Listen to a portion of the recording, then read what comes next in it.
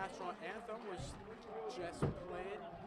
As you can see, the Val Aggies, as well as the Widener Pride, really getting pumped up for this game.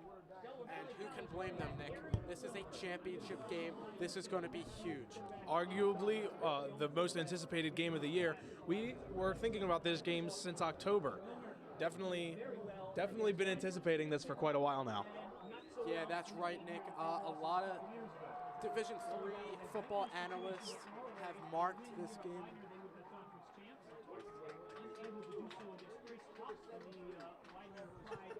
A lot of the college football analysts have marked this game as the game to be watched. Both teams have waited for this moment for a long time. As Nick, can you feel the intensity right now? It's making me shiver. There's nothing like battling two other sets of commentators to do it, but I'm ready. And it seems Del Val is getting the ball first. Yes, that's right. Widener will be on the kick. The kick returners for Del Val, Armani Fuller, Williams, as well as Tyler Bing. It was an onside kick to begin the game. A wonderful attempt, but I believe the Aggies will recover that. A bold statement from Widener to start this game off, Nick. Absolutely. An attempt at a bit of confusion, but it seems that Del Val got the best of them. Yeah, I'm shocked. As Del Val's offense is headed out, Aaron Wilmer, the big story, he's the quarterback for this team. Expect some big stuff from both quarterbacks. The ball on the 47-yard line. As Wilmer will drop back, he finds his man for a few yards as Bobby Martorella.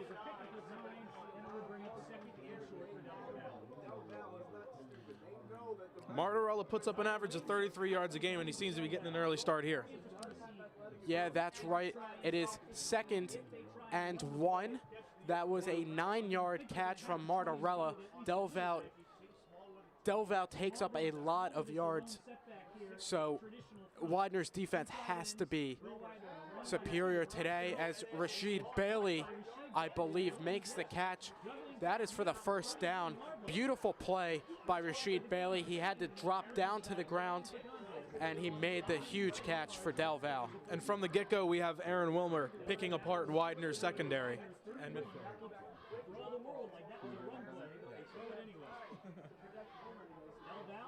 as the ball now on the 31-yard line, 1st and 10. That ball's going to Smallwood. Smallwood, at least a first down. He's going to go down to the 10. Smallwood still going. It's still going. Oh, my Lord. Chris Smallwood just showed Widener why he is the top running back in this conference. Oh, my God. Absolutely unbelievable.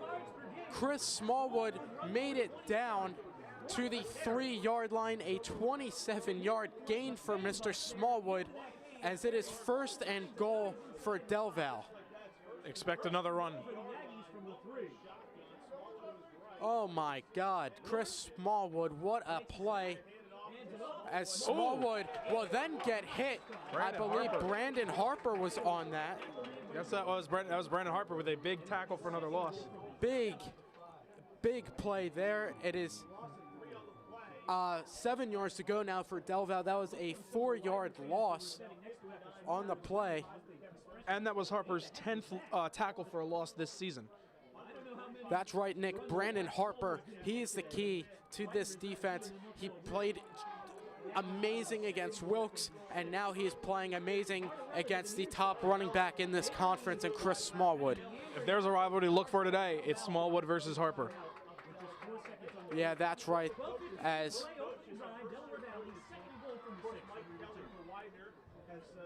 a timeout is called on the field. We have 12:53 remaining here in this first quarter.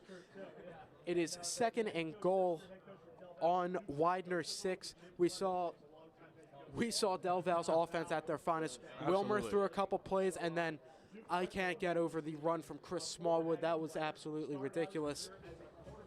He's defining what truly means to be a power back. Yes, that's right.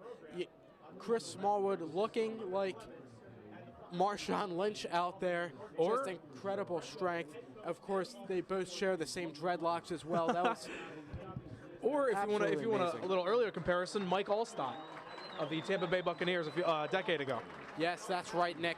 Great comparison there. Widener's fans on their feet, looking for a big stop here on 2nd and goal. Wilmer will take it himself and will just go to the outside. Widener's defense, great job there. They didn't even make a tackle on him. They just forced him to run out of bounds. No gain on that play, so it is 3rd and goal. These fans are looking for a gigantic play here. You got to imagine that Widener will be using a quarterback spy for their linebackers, making sure that Wilmer doesn't rush the ball. Yes, that's right, Nick. Plenty of options. They can give it to Smallwood for the run. Watch out for the tight end, number 41, Max Stella, as well. He may get an opportunity here from Wilmer. Wilmer's going to drop back. There's the throw, and there's the touchdown for Del Val. Nice and easy. It's Bobby Martorella again. His 2nd reception of the drive, this time for the touchdown. It is 6-0 Del Val with the field goal unit coming out.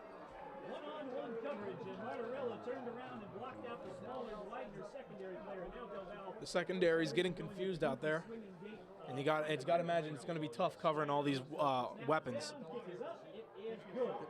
A nice and easy kick there for the Del Val kicker. I believe that is... We are trying to find a name on him. Brandon Snyder. Yeah, Brandon Snyder there on the kick. Also, Amir Sorrell came dangerously close to blocking that extra point. Yes, that's right. We really know that Widener can defend kicks, whether it be punts or field goal attempts. We saw that last game versus Wilkes. We saw Alex Stewart block a few punts. We saw Amir Sorrell get on top of those, as Del Val's kicking unit will be coming out onto the field. Some kick returners for Widener that you can anticipate. Of course, Anthony Davis with 7 returns and 170 yards. Robert gets back there as well as the senior Nicholas White. So we will see which player will receive this one.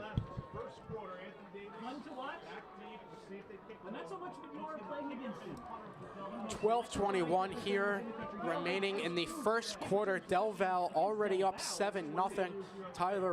Aaron Wilmer, shall I say, putting on a clinic as the ball will be received at Widener's 30 for maybe 1 or 2 yards. Hayden Warren with a big shoulder to the Delaware Valley kicking team. Absolute power tight end. If that's another big thing for Klein to use to his advantage, is armory of tight ends. He's got a lot to choose from. That's right. Hayden Warren did make a good play there as Klein will drop back. Long throw, looking for Davis. Oh! Davis fell down after Del Val's cornerback fell. Very, very good running back. Senior 5'7", he's had big games against the Aggies before. I think Davis was looking for a pass interference there. Unfortunately for Widener, that did not happen. As a good play there from Seth Klein, almost a first down.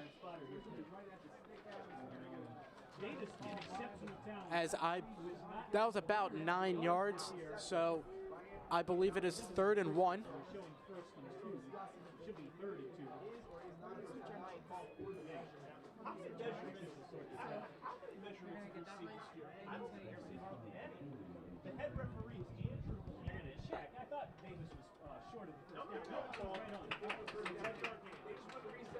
Davis, a great receiver. His numbers aren't as spectacular this year as they've been in the past, partially because defenses have closed in on him so much. It hasn't stopped Widener from throwing him twice in 2 plays. All right, so 10 yards.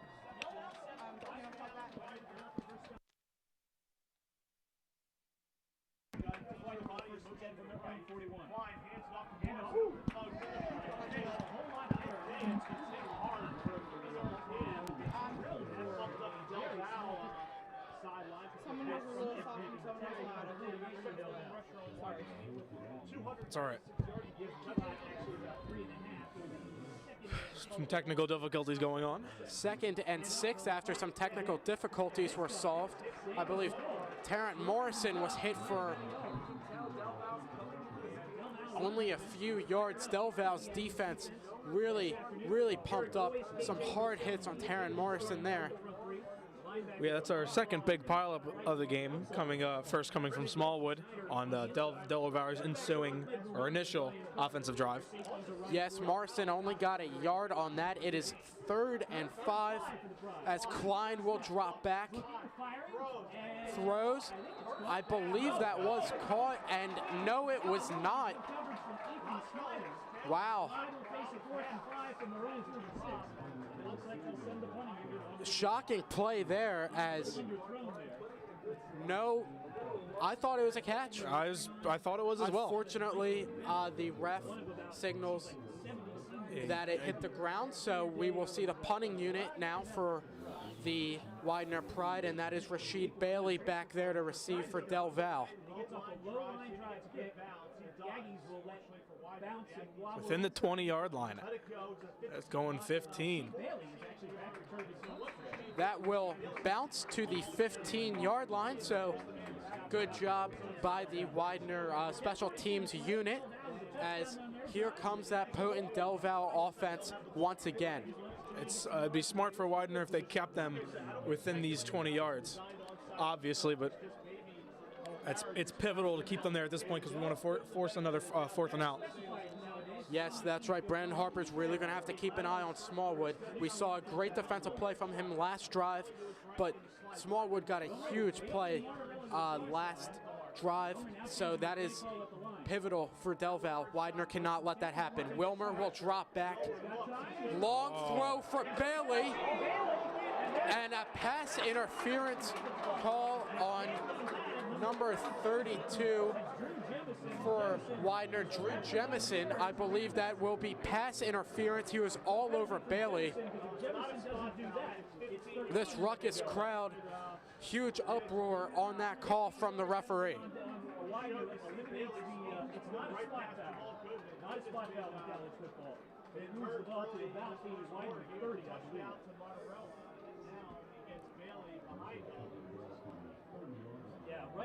The ball will move up to the 30-yard line because of that call. Widener's got to watch these big plays because Del Val is clearly explosive in them, as Smallwood will get it. So, oh, wow, what a move by Smallwood. And he is going to get pushed out at the 45-yard line here, 16 yards for Chris Smallwood. As what a move, Nick. He's an explosive player. He throws some quick cuts, and Widener secondary is seemingly tackling like the 2012 Eagles. That's right. I'm pretty sure I saw those cuts from LaShawn McCoy. What a play from Chris Smallwood. He's that good. He is so scary for this Widener defense. Wilmer will drop back. Deep throw looking for Bailey. That's over his head. So we will go to 2nd and 10. Thankfully. Nick, what's going to be the key for Widener's defense today, since we've already seen some big plays from Del Val? Widener really needs to up the pressure on the defensive line. If they can push past the O-line and get to Wilmer and Smallwood in the backfield, then they present a real danger for Del Val. Yeah, that's right, Nick. As Wilmer looking at the sideline now, debating on what he should do. Still doesn't have a huge clue there. He will give it to Smallwood, and Smallwood will get hit. I believe he picked up a couple, however. Only a few yards there for Chris, so Widener really watching him on that play. Great job by their defense, as it is 3rd and 8 for the Del Val Aggies. This is exactly what Widener needs to turn the tide and swing it back and the momentum back in their direction with a 3rd down stop. Yes, that's right. A lot of key players. Watch Bobby Martorella, Dan Lopez, Rashid Bailey, because I think Wilmer's going to go to the air. Wilmer will drop back the throw, and that is incomplete. That is an incomplete pass, and we're going to 4th down, and I believe they're not even going to try for it. When comparing statistics, Del Val had, I believe, an above 60% 3rd down conversion. So that's an impressive stop by Widener. Yeah, it was a lucky play there for Widener. Wilmer's pass just went a little far to the sideline. Mike Jensen, the intended wide receiver, was unable to get that one, as Snyder will punt this away for Del Val. A low bob punt and touched. That was downed around the 9-yard line. 9-yard line. My apologies there. As I believe Jordan Livingston might have down to that one for Del Val, as here comes Seth Klein and the Widener offense. He's got the weight of Widener on his shoulders, and everybody's hoping he pulls through it. Got to imagine they start off strong here with either a midfield pass or a draw. Klein will hand this. Oh! And a huge hit there. Ugly hit. Cuvée Lafayette received that huge hit. It is 2nd and 5 now for Widener.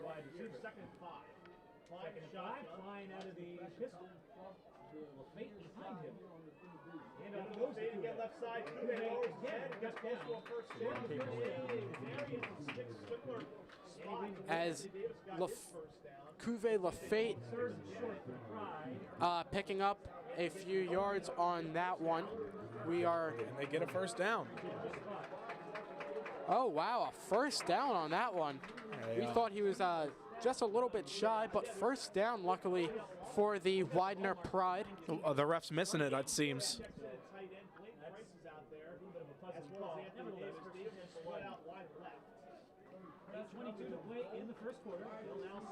As Klein awaiting for the snap, he will drop back, airs it out, long throw, looking for Davis.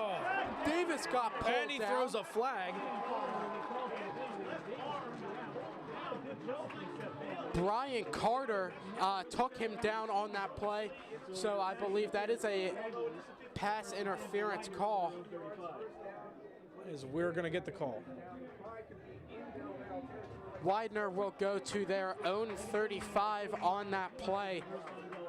Both teams looking for long, deep, explosive throws to their key receivers, Bailey and Davis for Widener.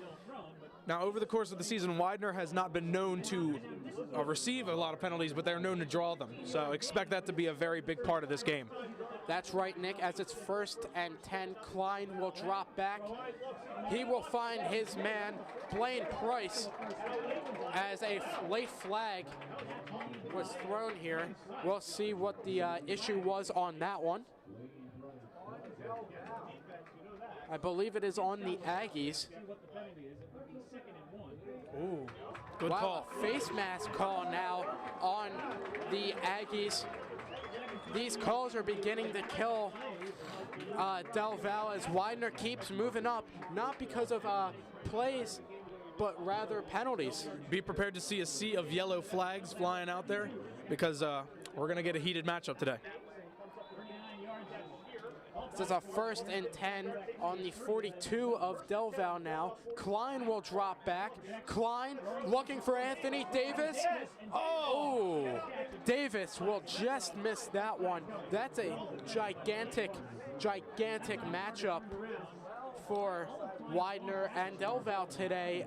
Anthony Davis versus Brian Carter. We've been seeing them battle back and forth. Also, Davis was expecting a pass interference call there, but of course did not get it. Yeah, I feel like Widener's already gotten 2 big calls, as well as that first down from LaFate, so we'll see. Ooh. As LaFate will get hit hard By Dan Wynn. by Danny Wynn, the key defensive player for Del Val, as it is now third down and 6 on Del Val's own 37 here for the Widener Pride.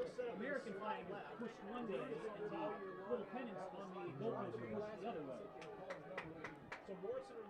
Klein will drop back, looking for his target. Oh, and that was nearly intercepted as the ball gets deflected to the sideline. Brian Carter on that play again. I believe Klein was initially looking for Anthony Davis, Of course. but then settled for, I believe, Ragona. However, Brian Carter broke that play up. Expect a high punt here as they're going to try to put it within the 5-yard line. There is the punt. Oh, that ends up hitting off of Drew number Jemison. 32. Drew Jemison. Drew Jemison, who's had his name all over this game as well. Good punt. Off the back of the noggin of Colby McAllister, McMaster. That is in coverage in the back. That's got to be kind of awkward. Running down the field. You hear people As we really have not seen something like that in football before. So, unfortunately for Widener, it did hit one of their own players.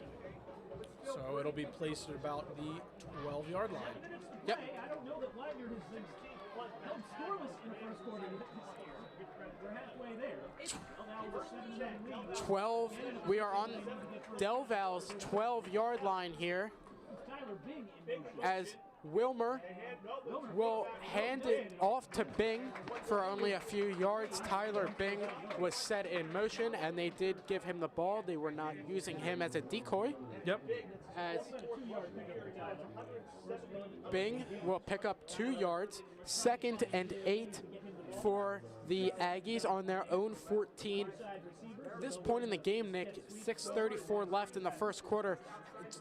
I don't think Widener knows what to do. They really have not been held scoreless this long. It's been a tough first quarter for them, as they're hoping the offense slows down at some point.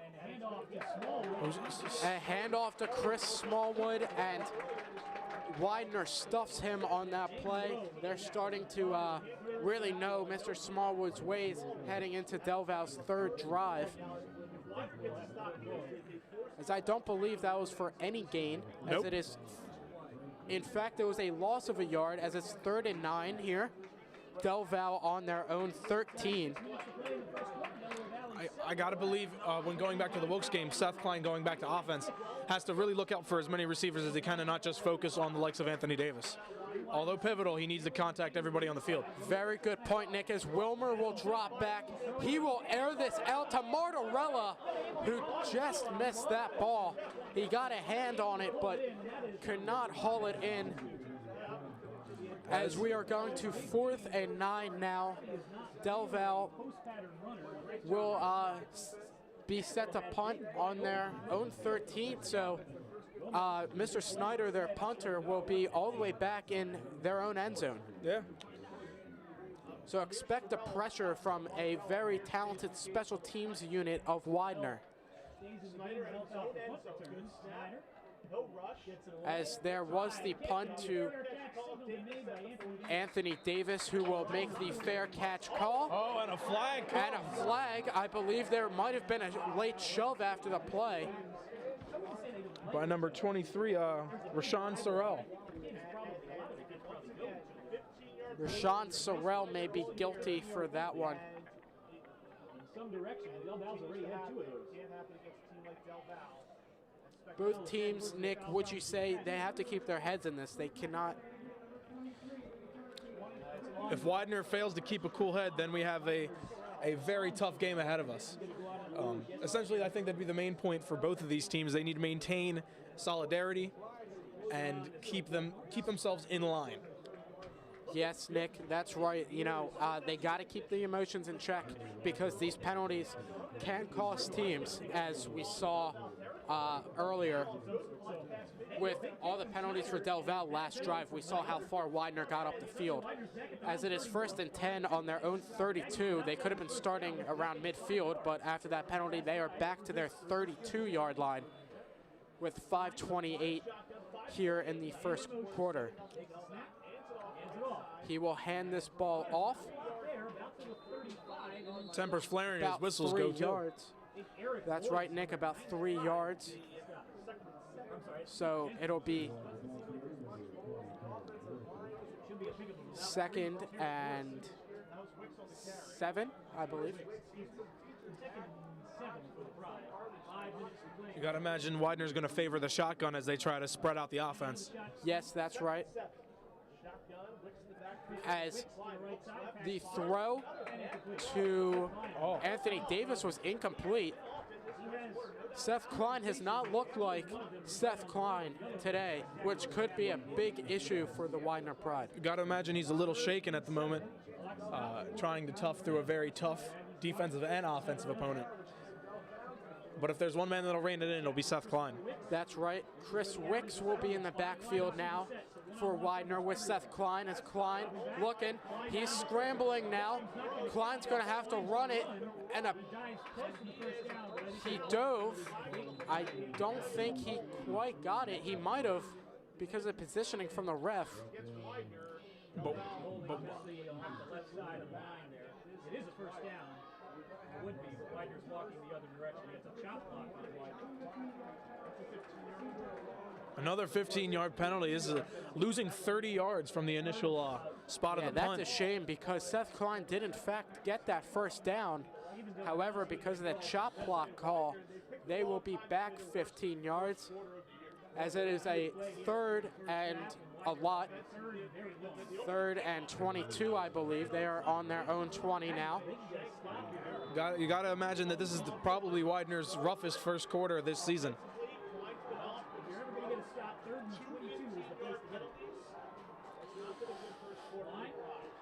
As Klein will drop back. Oh, got out of a tackle. Klein scrambling. Klein making a big run. He fumbled the ball. Del Val says they got it. The ref's calling him down. Klein saying he was down and possibly got a first down. Wow, first down for Widener. It was a big run by Seth Klein.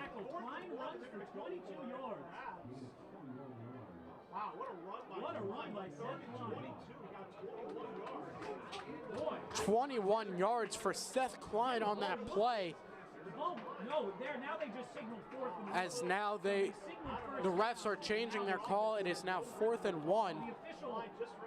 Boy, tough break for Widener there, Nick. Got to imagine the cold air is making the eyes of the refs all dry, so they need to wake up out there. As there's a punt, it was almost blocked. Bailey will let it bounce and wobble out of bounds at the Del Val 31. As the ball will go out of bounds at the 31. That was Robert Cleveland, a sophomore who almost got his hands on that one.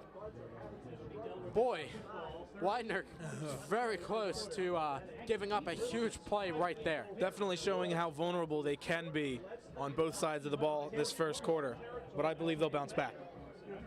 Yes, that's right, Nick. A side note, Taryn Morrison, a little shaken up on the sideline. That's why we've been seeing Cuvée Lafayette as well as Christopher Wicks. So we will check back up on how he's doing in a little bit. But there is 3:46 remaining here in the first quarter as Wilmer will drop back. And it's intercepted. It's intercepted. Widener fans going crazy. I believe it was Jamal Goodman, I think. As I believe Stacy Somerville got that interception. I could be wrong. Wow. That was insane. I think that'll get the team going. It excited me. Momentum boost there for Widener. Aaron Wilmer. That was just a laser beam to the wrong team. absolutely great read by Somerville, excuse me. Yeah, Stacy, he's known to get a few interceptions as he got one right there. Great job by him as Klein will go into the play action. He will find Davis. Ooh, as Davis showing off his strength there. He's getting a few yards after the play. And it seems we got Widener pumped up now. That's right, huge play. Widener fans are going. They're pumped. I'm pumped. Nick's pumped. This is just a ball of emotion. That's right, Nick. I'm trapped inside a glass case of emotion. 1st and 10 here on their 15. Terrence Morrison is back, and he will make it, I believe, just a yard shy of the first down. Another big play by Widener. Make that 3 yards shy as it's 2nd and 3 to go. 2nd and 3. As Robert comes out, and I believe Hayden Warren comes in. That's right, as Klein. Klein will give it to Morrison. He will get in for the touchdown. Terrence Morrison will score for Widener to make this a 7-6 game. Terrence Morrison got a big hole on his left side. He made it through. Great job by Terrence Morrison. Smart play calling in. Mr. Hayden Warren on the block on the left side. A big boy making a huge play for this Widener offense. Yeah, that's right, Nick. You noted about their tight ends. They can do a lot. Catches, blocking. Hayden Warren showed that off right there as the extra point is good. Wow, what an interesting minute and a half, I'd say, for Widener fans. An absolute turn of events on the pick by Somerville and the big play by Morrison. Expect the unexpected from this game, folks, as this cold November weather is going to heat up. That's right, Nick. We are very fortunate to be in the announcer's booth today. Thanks, instead Tim. of being in that frigid temperatures outside. Even though we're getting it a little bit, you got to thank good old Tim Skapansky for hooking us up, putting us in the press box. Yes, that is right, Nick, as we see some smoke blow by from the cannons that were just fired off, thanks to the wonderful ROTC program here at Widener University. Great bunch of kids. That's right, as Widener's kicking unit is out.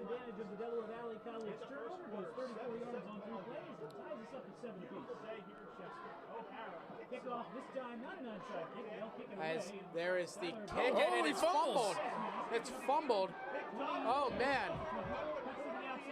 He's still going to get a few yards there, but that was Tyler Bing. That was Tyler Bing who fumbled that one. Trying to pull a Deshaun Jackson on us. That's right, Nick. Del Val is very lucky that they did not turn that ball over. Against Widener, offsides against Widener. These penalties are absolutely killing this team. They really are. As another penalty on the Widener Pride on that previous play.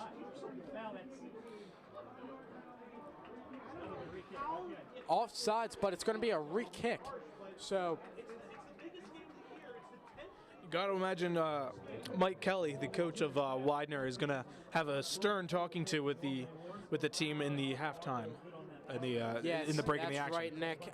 Just stupid penalties Widener's taking today. And they're truly killing themselves in this championship game because of these unfortunate penalties. But you got to believe one talking to from the coach will definitely help cool the nerves at some point. Maybe even expect a timeout if the penalties continue. Yes, that's right.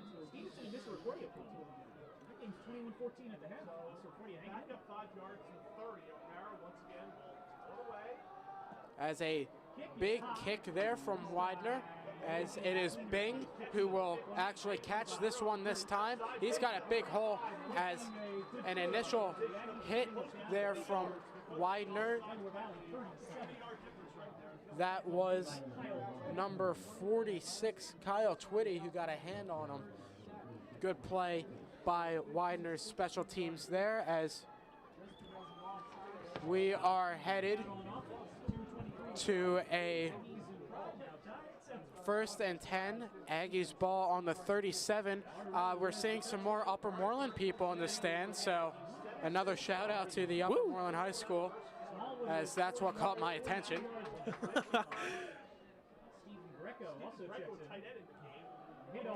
Oh, and it's a big run from Smallwood.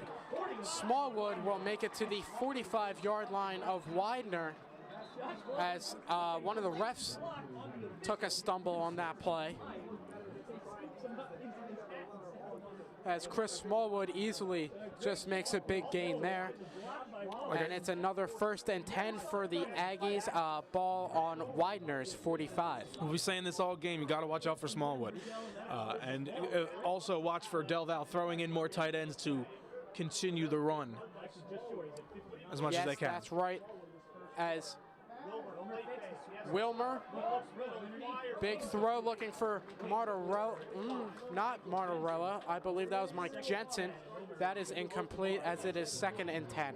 Widener's been doing exactly what I thought they would do from the start, is that's man cover their top receivers and keep players over the middle expecting a pass. That's right, as it is 2nd and 10 with just under 2 minutes to go here in the first quarter. Widener has to watch out for Smallwood. He can just turn any play into a big one. Rather, don't really pay attention to Wilmer, but rather Smallwood. But it's Wilmer who's dropping back, and he's scrambling. Oh! Big tackle by Amir Sorrell. And a flag, a possible hold maybe. Sorrell with a giant hit. The reaction from the Widener is very upset for what's in Delaware Valley. Maybe he's just fired up. Seeing a holding. 20 for second and 20. Stacy Somerville very pumped up after that call, as penalty on Del Val, as that was a holding call on the tight end Max Stella, as Del Val will now face a 2nd and just kidding, I believe that will be a 3rd down. I think they're redoing 2nd down. Oh, wow, look at that. They are redoing it. As interesting play there.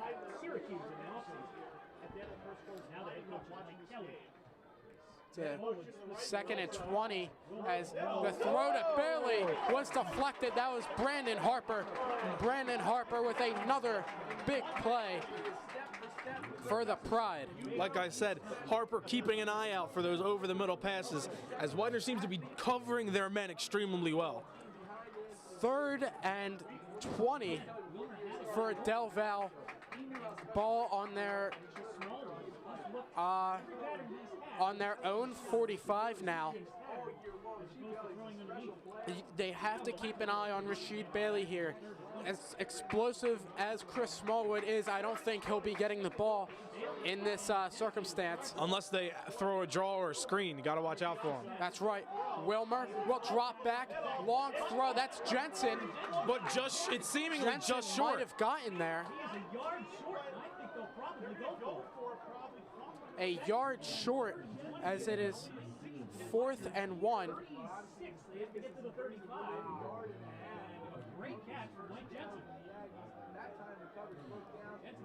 Coverage fourth and short here. Coverage dropped last play. An awful mistake by Widener, as they can seemingly capitalize if they stop Delaware Valley here. That's right. 4th and 1. Ball on Widener's 36.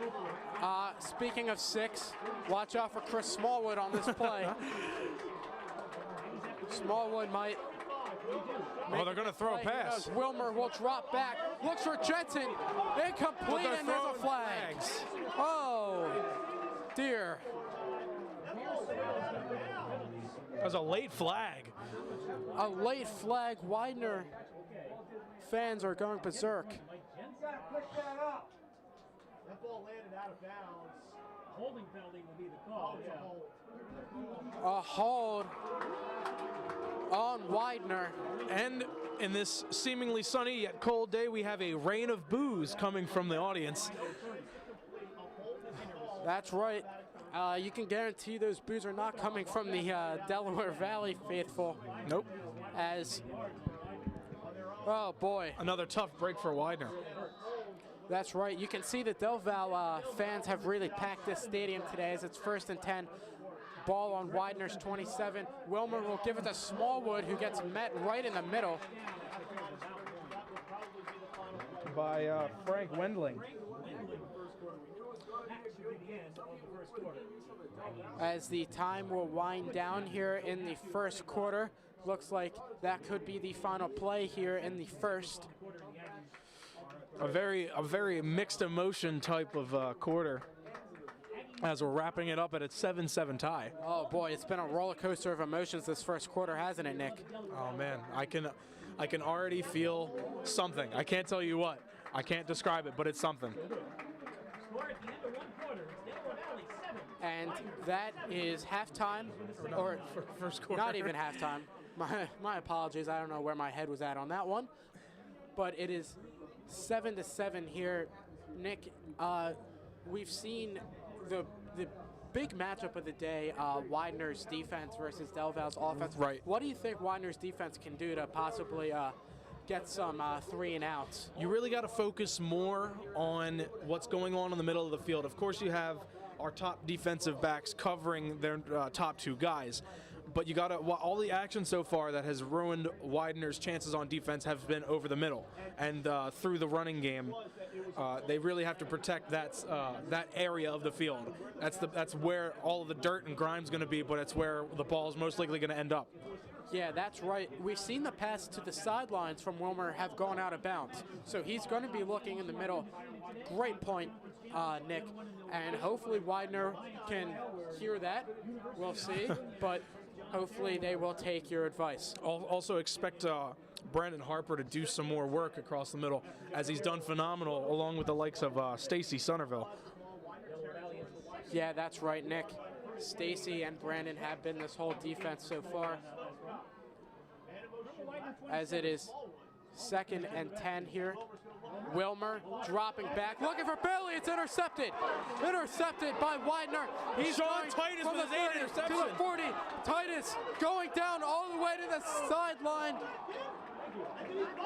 I believe he fumbled the ball. Now they're saying he stepped out. He might have stepped out of bounds.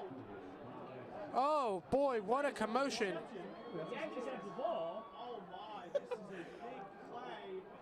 Widener's bench is trying to dictate the call here. Titus intercepted it and then I believe fumbled around the 30. And there's also a question whether when he caught it wasn't down. So I'm not sure why it wasn't down at that point. Inside Sean Titus was down on the ground when he caught it, so he could have been downed on that play before the whole run. This is an interesting predicament for the refs to solve. returned it 96 yards for As the refs seem to be conferencing in the opposing red zone. Chris Smallwood trying to put his input into this call. And the refs having none of it. officials sorting things out in what's a huge goal early in this game. The Aggies have the ball when it's inside their own 25. Silence here in the stadium as a lot of people are awaiting this call. Bring in the replay booth. Where you at? Widener sideline where this ball is down. Zooming about close to the officials. It's taking a long time to sort this out. Really long time. Here we go. Now they come out. Has anybody got a deck of cards? All right, nope. Here's the call. Let's see what happens. Nope, no call yet. All right. Just kidding, folks. They are talking to the coach first. Has anybody got a deck of cards? I think we're going to be here a while. Widener signal what it is. Letting Ryan Kelly go first.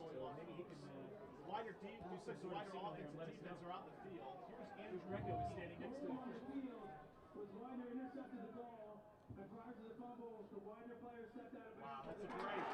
All right, big break for Widener as they recover the ball. Wow, Widener getting a big break right before Sean Titus fumbles the ball. He did step out of bounds. Delaware Valley Aggies, I'm sure they're upset with the call, but Widener's offense will be coming out here. That is Wilmer's second interception thrown on the day. Got to imagine he's rattled a little bit at this point. Yes, that's right.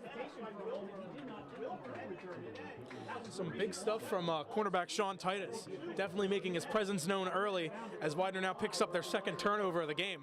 Yeah, that's right, Nick. Sean picking up his 8th interception of the year as Seth Klein is ready to lead this offense to possibly another score.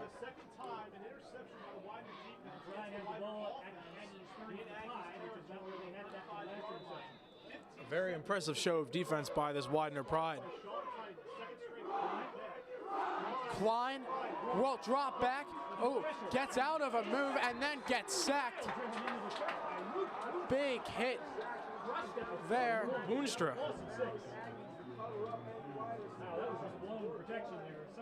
Yeah, that was Luke Boonstra from Mahwah, New Jersey on the huge hit there.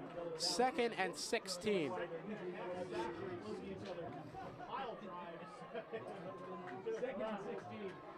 We felt that one from the booth. Oh, man. As Klein will hand this one off. As I believe Morrison will pick up what they lost on the sack. 3rd and 10. That was a gain of 6 yards. Picking up what they lost on the sack. Yes, I believe Terrence Morrison picked up those yards. Which he did, yes.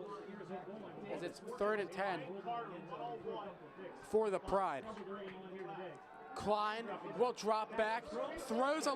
Oh, boy. Big play. He threw it short to Terrence Morrison. He had a big hole, but he just got tripped up By Danny Wynn. by Danny Wynn. Danny Wynn now has 6 tackles today. 4th and 8, Danny Wynn. He's the top defensive player for Del Val. He showed why there. Definitely some big stuff. Really more a case of Morrison sitting over him as he was in front of him. leaping past him. Let's see what they do as he punt it here. As the punt from Bennett took a whole lot of spin on that. Down at about the 20. So the Aggies defense ends up being just a 10-yard punt. Morrison As- just a few inches short on the hop, as that would have propelled the drive deeper into the end zone, or the red zone, I'm sorry.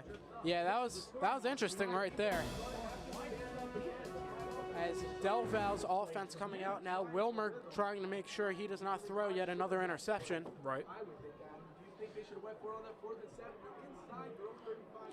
Definitely have to watch Del Val's passing defense as they seemingly give up as many passing yards as Widener's, but you might have to try to maybe stick to the air a little bit more as Del Val's passing defense is a little bit weaker. Yes, that is right. As there's penalties as Smallwood went into motion. The old 12-man coverage package. Start Trayvon Barnes. I don't know, how does that happen after a new possession? How does that happen? Starting a brand new possession. 1st and 5 for Del Val. Too many men on the 24. 7th penalty in the game on Widener. Yes, Delaware Valley is a very good team.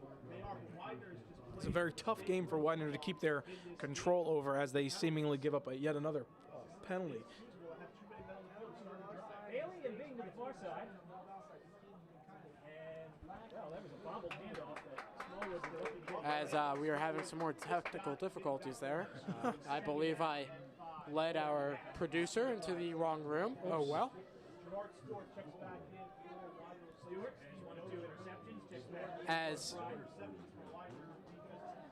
2nd and 5, ball on the 24 now. Thrown it 2 and 3 times.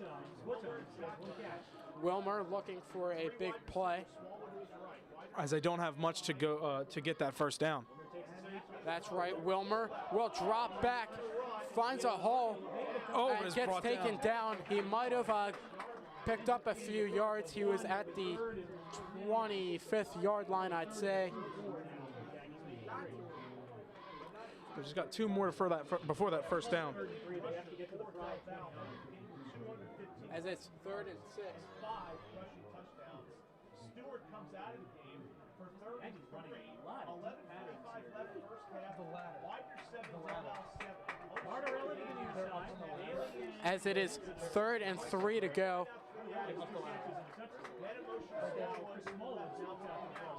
As Wilmer will throw.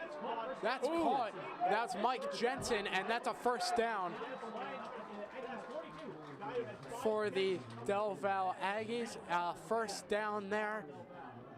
Mike Jensen, you know, Del Val has so many weapons for wide receivers. It's not just Rasheed Bailey. It's really not. Mozzarella also, they have a plethora of people to pass to and or utilize the run game with. They're a very dangerous team on the offensive side of the ball. That's right, as it is 1st and 10. Wilmer will give this to Smallwood, who takes a big hit, takes a spin out of it, and then a gang tackle on him. At least 7 Widener Pride defensemen coming in on him.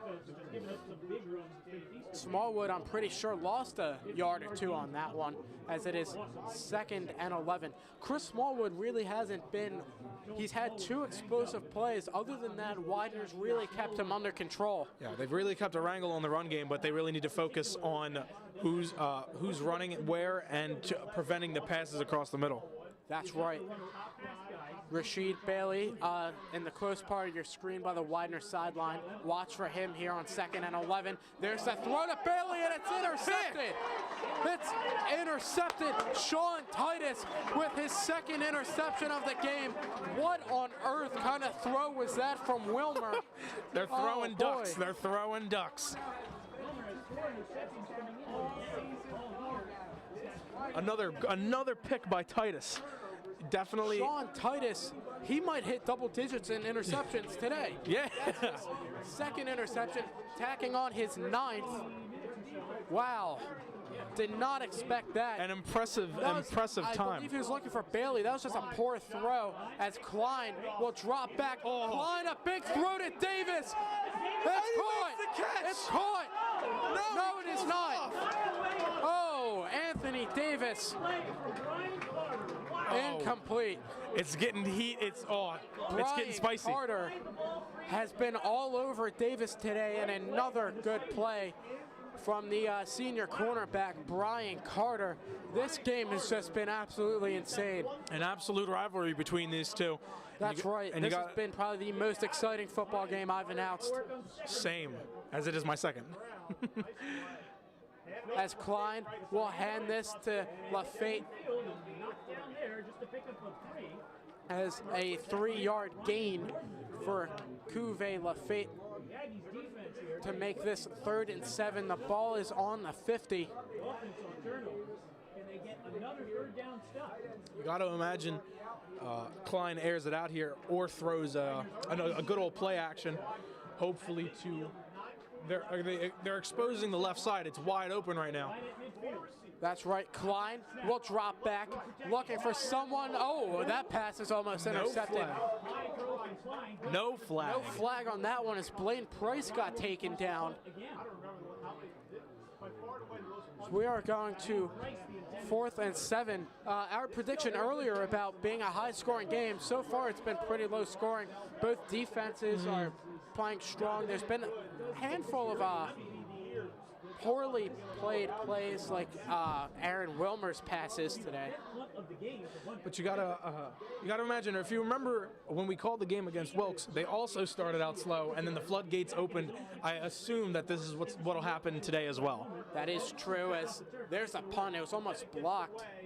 Bailey will make the by Cleveland. Bailey will make the catch there and will get hit out of bounds. In their own red zone, Delaware Valley will start. Use their punt returner to return punts against Widener in every game with those cities. The top receivers. I'm sorry, let's start that over. Nick, In the last 3 weeks, do you think Widener has listened to you? Do you think they've been watching the middle now? I think they're starting to pick it up a little bit more, as they've seemingly picked off had two key interceptions across the middle. So I think Sean Titus is definitely starting to get a handle on Aaron Wilmer. for some reason, is returning punts here. Yeah, that's right, Nick. As it is a 1st and 10, the ball is on the 14. I believe this game is sold out from what we can see here from the announcer's booth. There's a lot of people around As the everywhere. ball is given a Smallwood, oh boy, here he goes. As that was close to a first down, Widener making sure it was not an explosive play. 9-yard pickup. As 9-yard pickup, it is 2nd and 1. I believe the ball will be on their own 23. Absolutely tough running back to play against. You got to expect that they're going to continue to try and go to Smallwood. Absolutely, as they do right there. I believe he's got a first down. About the 27-yard line. Around the 27-yard line, Del Val The Aggies remove the chains. looking to move up the field quickly on this drive, as Smallwood is definitely tearing up this defense, and he's looking active on this drive. He didn't really look that active last drive. Definitely got to imagine that they're starting to wake up at this point. Yes, that's right. As it is 1st and 10 here on the 27, Wilmer finds Bailey. Bailey will get hit to the outside,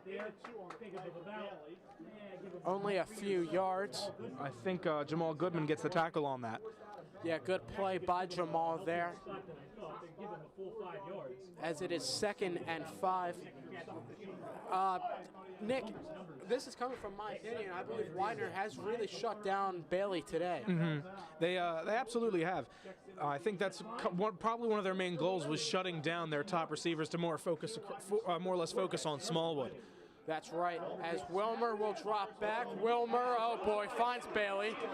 Bailey, that's his first big play of the day. So Widener fans, I apologize for that curse. As big play there for Bailey. First down. And again, you see Delaware Valley continually abusing the open space in the middle of the field. Yeah, that's right. It was a 25-yard play. They keep going to Bailey. Despite their struggles, they keep going to him, and now Bailey's showing why he's one of the big-time wide receivers in this conference. As the ball will be given to Smallwood as they stuff him on that play. Great job by the Widener defense. They're definitely utilizing the blitzes and keeping Smallwood in check, as he could make or break this game. 3rd and 6, I believe. Not even. No, I think it's The scoreboard fooled me on that play. Got to watch out. There's a sneaky scoreboard. As Wilmer will drop back, as that ball is almost intercepted. Monterella was targeted there. Tyrone Bundy very close to picking up that interception off of the tip. As the ball was arriving, Martorell was looking for a flag, but that was just a perfect play. No flag there. Great play Excellent coverage. There was not really anywhere to go with the ball on that pattern. by Widener's defense there, as it is Firing it into a tight 3rd and 9 now 3rd and 9 for Del Val. 44. Widener showing blitz as Wilmer will drop back. He escapes one Widener player. The throw to Bailey is caught, and it's a first down for Del Val. There is pressure from Gerard Stewart there, but Wilmer's versatility and quickness was able to escape him and found Rasheed Bailey on that play. Very close call, as Widener would have definitely had the upper hand if they brought down Wilmer. I got to keep to my sentiments in the fact that Widener has to keep Wilmer in his pocket. That's right. The ball will go to Smallwood. He will pick up about 3 or 4 yards. Pick up a 3, and it'll be 2nd and 7 for the Aggies. As it is 2nd and 7 for the Aggies. Smallwood only picking up about 3 yards there. As Burns and Smallwood have a bit of an exchange getting up off the ground. Bailey now 4 catches, 40. Yeah, I believe Chris is probably getting frustrated that he's not tearing this game up right now. As Wilmer now take a look at Duke. So I believe a Let's Go Aggies chant has erupted here at Leslie Quick Stadium. A very wild crowd As here. Wilmer will drop back, trying to escape the pressure. The throw was looking for Bailey. Bailey got hit right by the sideline. That ball is out of I bounds. believe he was tripped up by either Amir Sorrell or Trevon Barnes.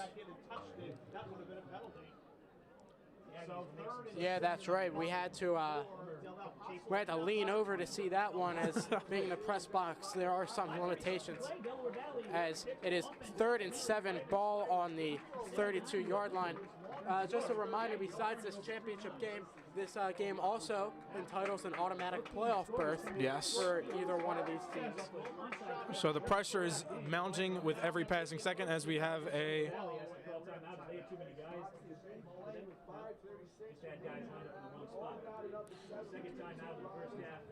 Del Val using their 2nd timeout of the half, as they had too many men on the field at the time. Yeah, you know, Del Val has to keep that in check as well. I'm sure their head coach will keep an eye on that, as they did have to waste a timeout on that situation. Show you don't want this. If you've had to pick out one offensive... It's Google time.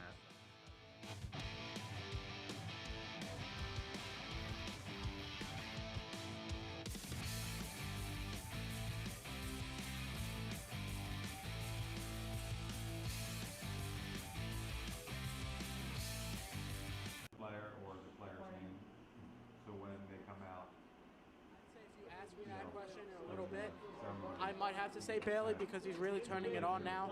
But Wilmer's been he's been the key. He's made a few runs. You know, he's found Bailey. He's found Martorella as well. So Wilmer's the big playmaker for this team. Even though he has given up 3 interceptions, he is keeping this team in the game. That is true. As Smallwood is wide open by the 30.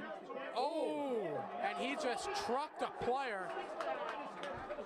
That's a first down. Chris Smallwood just buried a Widener defender.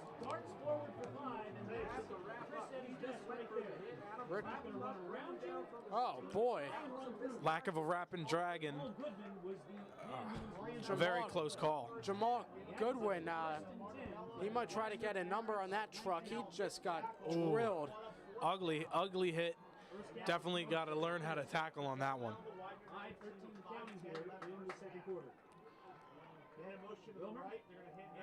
As Smallwood will get the ball again, he trucks another player. I believe that was Jamal again. Chris Smallwood, we've seen his, you know, versatility with his sharp cuts, but look at that power he's been using. Oh my Lord. Definitely using that to his advantage. Even though he's 5'11" and 205 pounds, he's definitely showing what happens when he gets speed going. Yeah, Chris Smallwood all of a sudden showing off, getting active this drive, showing off his talent, as this is a dangerous play here. That ball will also go to Smallwood, as this time Widener will gang up on him and take him down to the ground. I believe Brendan Jones came in late trying to strip Smallwood. Smart play, but a little too late. 3rd down and I believe 4 yards. Max Stella now out of this game. A new wide receiver will be coming in for Delaware Valley as we get a series of defense chants for this Widener defense. that's right. Wilmer, he's going to drop back. He and fumbles! He But there's a fumbles. flag on the play. Widener saying they have it. There was a flag on the play. Yes, they do. Fumble by Aaron. Forced turnover of the first quarter.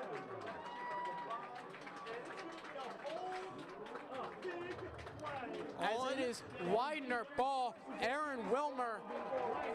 As the Widener fans seem to be coaxing the Delaware Valley fans that are in their stands. Aaron Wilmer, his 4th turnover of the game. Nick, this guy is supposedly the best quarterback in the conference.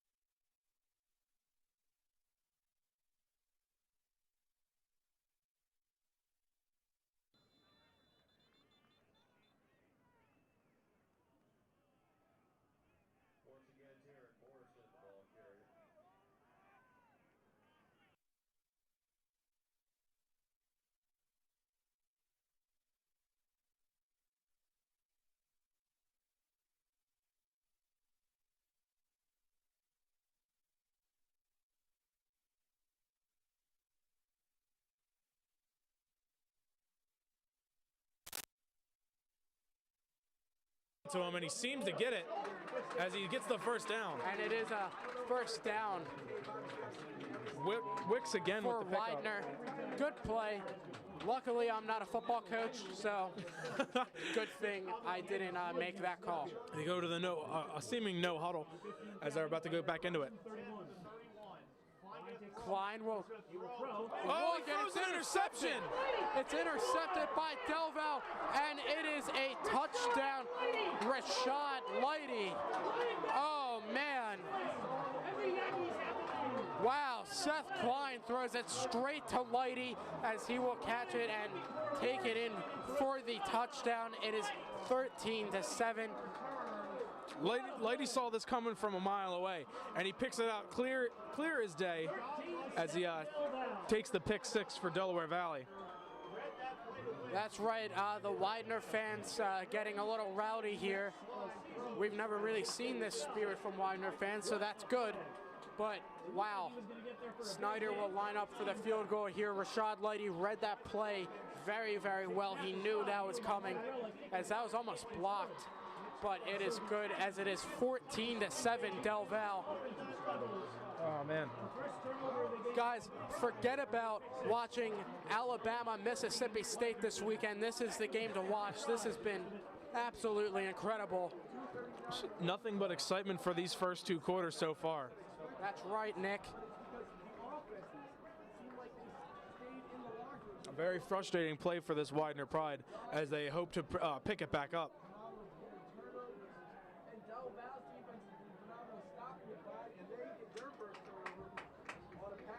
As a huge momentum boost there for Del Val.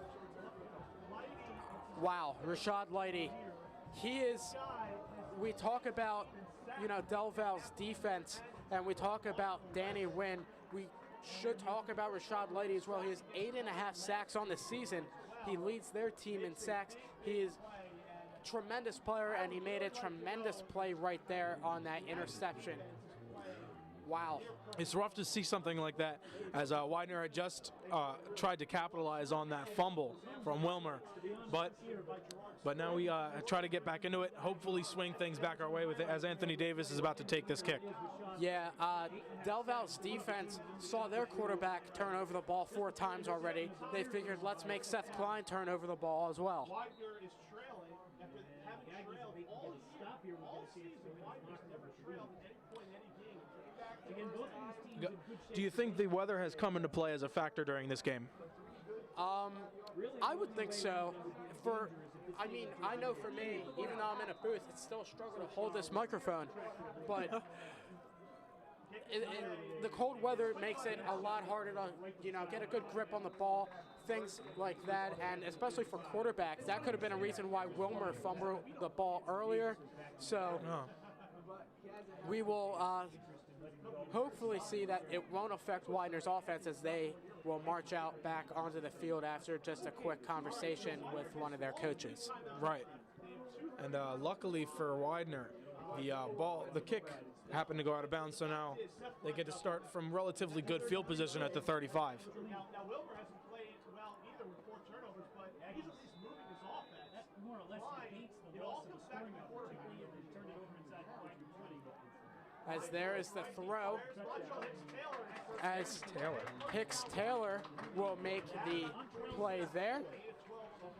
A gain of 12, first down for Widener, so good start for them. They're moving the chains on this drive. And I'm going to try to stay silent as I read this defense and make my analysis. As Klein will drop back. Klein trying to evade some defensive players will throw that out of bounds, as it will be 2nd and 10 now for the Pride. Smart move by Klein, as that could have been potentially fatal for them, as because they do not need another turnover at this point of the game. Pride had 3 timeouts. Timeout, injury time. The officials are going to take timeout as man down for Del Val. Aggie has a player down, so Widener has a Ahmed couple of Muhammad, minutes who's to had some discuss injury this play. issues this year. 2:23 left. The Aggies do have a man down. The refs will take an injury timeout. I didn't even notice he was down, so it's a good thing the refs did, and blew the whistle. I believe Muhammad is down for Del Val. Unfortunately, we have heard that he does have injury issues as well, so hopefully he will be okay, as both coaches will talk it over. What do you think the key to Widener's offense will be if they want to get themselves back into this game, Nick? It seems that the offensive line has been breaking down a lot recently. So what they want to do is to continually flush out their linemen, maybe even throw in 1 or 2 tight end setups, maybe even start running the ball a little bit more, because it all starts and ends with the offensive line. If Seth Klein does not have his time to set and throw the ball, then we have a very, very impatient quarterback in our hands. Yes, that's right, Nick, as Ahmed Muhammad will make his way to the sideline. As we've seen Klein under pressure a lot today. Right. So that's definitely a good point you hit on there, as it is, believe 2nd and 10. Klein will drop back, looks for, And I believe they're going to give it Hicks to him. Taylor. They're going to give it to him. They're going to give it to him. What a catch. Late hit on Del Val. About 15 extra yards. Bad play. Oh, And a late big break hit. for Widener. A late hit on Del Val. That's going to be a penalty. Wow. Big break there for Widener. They'll move up 15 yards. Become longer patterns when you do that. This is where Widener definitely needs to capitalize. If not, they need points this drive if they want to start to swing things back in their favor. That's right. As it is 1st and 10 on Del Val's own 25 now. Look how far Widener's moved up this drive. A big penalty against Delaware Valley, as Widener can capitalize here. As Klein will drop back, looking for someone. What a catch. That's Terrence Morrison. Morrison going in and scores. Touchdown, Widener. Oh, wow. Terrence Morrison adding his 2nd touchdown of the game. Seth Klein's 1st touchdown of the game. Great run by Terrence Morrison. You have a breakdown in the secondary on the right side, as all of the receivers initially went left. So a good throw by Klein, an even better catch by Morrison, and a good run leading in for the score. Yes, that's right, Nick, as Tie this game up in a O'Hara will tack on an extra point to tie this game at 14 with just over 2 minutes to go here. I'm sure we will see the 2-minute warning in effect, but wow. An absolute explosive first half as we have a tie game. You don't know what to expect so far. Yeah, we just don't know what's going to happen, you know. We predict certain things, and they haven't really happened. I certainly did not expect a pass that Terrence Morrison run all the way in there for a touchdown. So, you know, Widener's really been playing well, and that was a great catch by Terrence Morrison as well. Kind of pulling the ball from behind. Yeah, Klein kind of misread him a little bit, but Morrison's hands, great job there. Making the most out of it. That's right, as the kicking unit will be coming back out here for Widener. Tyler Bing will be back to return this one.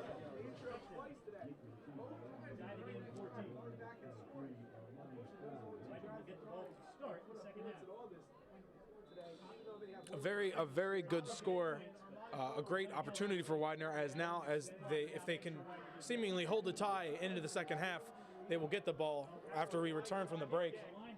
That's right, as Fuller Williams will return this, and he's taking it up, and what a hit. Oh, boy. Widener getting fired up. What a hit from Bundy there, as it is now with 1:57 to go here, 1st and 10 for the Aggies. An absolutely crushing hit. That was nasty. That's right. Championship rings from last spring. You get to go down and get a ring because you thought you're cool without some baseball. Widener has all 3 timeouts left. Let's hope Widener can keep an eye on Wilmer in this 2-minute drill here, as Wilmer will drop back, looks for Martorella, and that pass is incomplete. Martorella tried to hurl that one in. Unfortunately, he could not, as it is 2nd and 10 for the Aggies. Man. Bobby Martorella, he's been targeted a lot. You know, we could see Rasheed Bailey, but now Bobby Martorella, he has 1 touchdown already as well today, so he's been a big factor in this first half for the Aggies. Between Martorella and Mr. Bailey, we have very tough opponents as Smallwood takes the ball again. Smallwood will get hit around the 40. As I was going to say, Bailey and Martorella definitely the key focuses of these Widener defensive backs. That's right, Nick, as a timeout was called after the Smallwood tackle. Yeah, after the 5-yard run by Smallwood. They might actually give him another yard on that one. Make it 3rd and 4. So Widener's going to need a big defensive break right here. Absolutely. You got to imagine they ramp up the pressure here, but keep some men back, maybe throw a few blitzes here.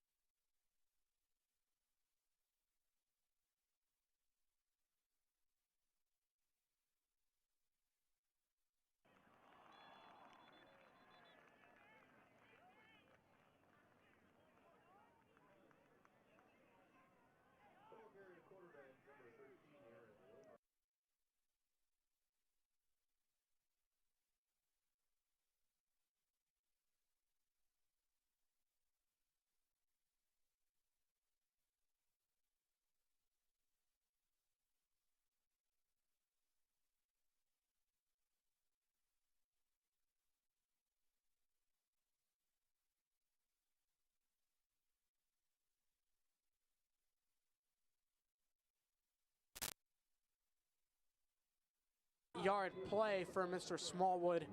Two catches for 26 yards. I think Delaware Valley is starting to catch on that the passing game may be a little more helpful against Widener. Especially short passes. Smallwood's done well as that long throw looking for Martorella. That is incomplete. Martorella and Bailey were both back there, but that ball was way overthrown by Wilmer as it is now second down for the Aggies. Kashawn Garnes definitely on top of the coverage there as he was looking at both Martorella and Bailey in the end zone. I think he might have also been trying to keep an eye on the football, but was more focused on Martorella. Yes, that's right, as it is 2nd and 10. Wilmer will hand this off to Smallwood, who will run into some, I believe he ran into one of his blockers into that play, so he will only get a yard or two.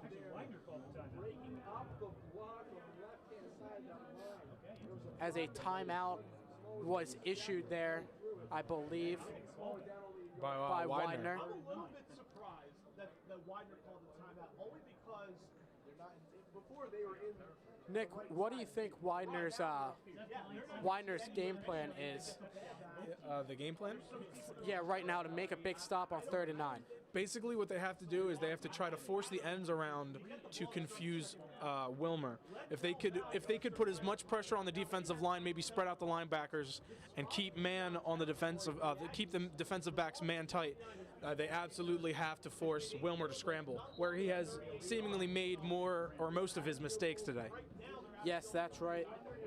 You know, when he is scrambling, he has not been throwing the ball nearly as well. He's also fumbled in a scramble as well. So very good point for you to hit on there, as it's 3rd and 9 on the 29-yard line here of Widener. This is a big play towards the end of this first half. They're scrambling the line. Tyler Bing is in motion as Wilmer will drop back. Wilmer! Oh, that ball was deflected. Caught by Shakur Phillip. And incomplete, I believe. Great play by Shakori Phillip. Get his hands in the air, and that's what he did there. Great play. Very smart move, and I think they may be going for a field goal. This is going to be a gutsy call here from Del Val. They go for it, and they are going for it. Widener's fans are pumped. Del Val's fans are pumped. This is a gigantic play right here. Wilmer will drop back. Wilmer, deep throw to Stella, and he fumbles the ball. They're going to call it incomplete. Incomplete. Stella got drilled. Oh, and he's down, and he's slow to get up. Wow. Oh.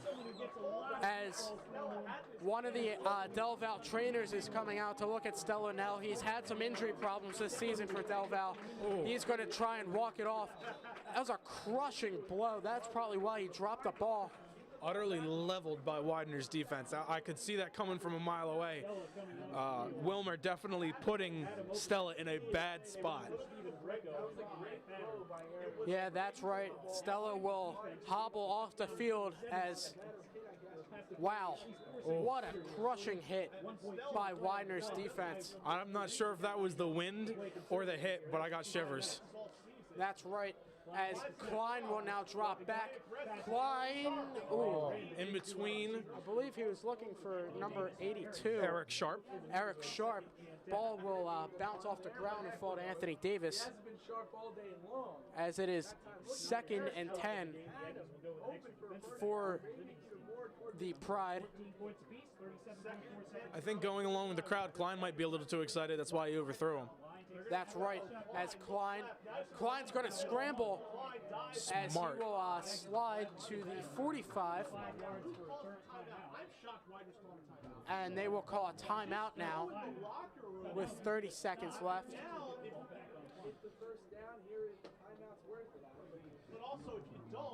Widener really tempting fate here as they call yet another timeout. They're definitely trying to add to the game. They really want to make sure they take a lead and then get the ball back. Run this clock out. That's right. I think Klein is getting very anxious, as you've noted. You saw right before that scramble, he looked very anxious, and he went in hard on that play. So it's a 3rd and 4. 30 seconds left. You got to imagine they either, if they're going to run the ball, which I don't think they'll do here on 3rd down. If they do, they'll look to run it outside and on the edge, and they'd also look for passes along the edge as well. That's right. So 3rd and 4 here, ball on their own 35. Oh, uh-oh. Ugly. That could be an offsides call.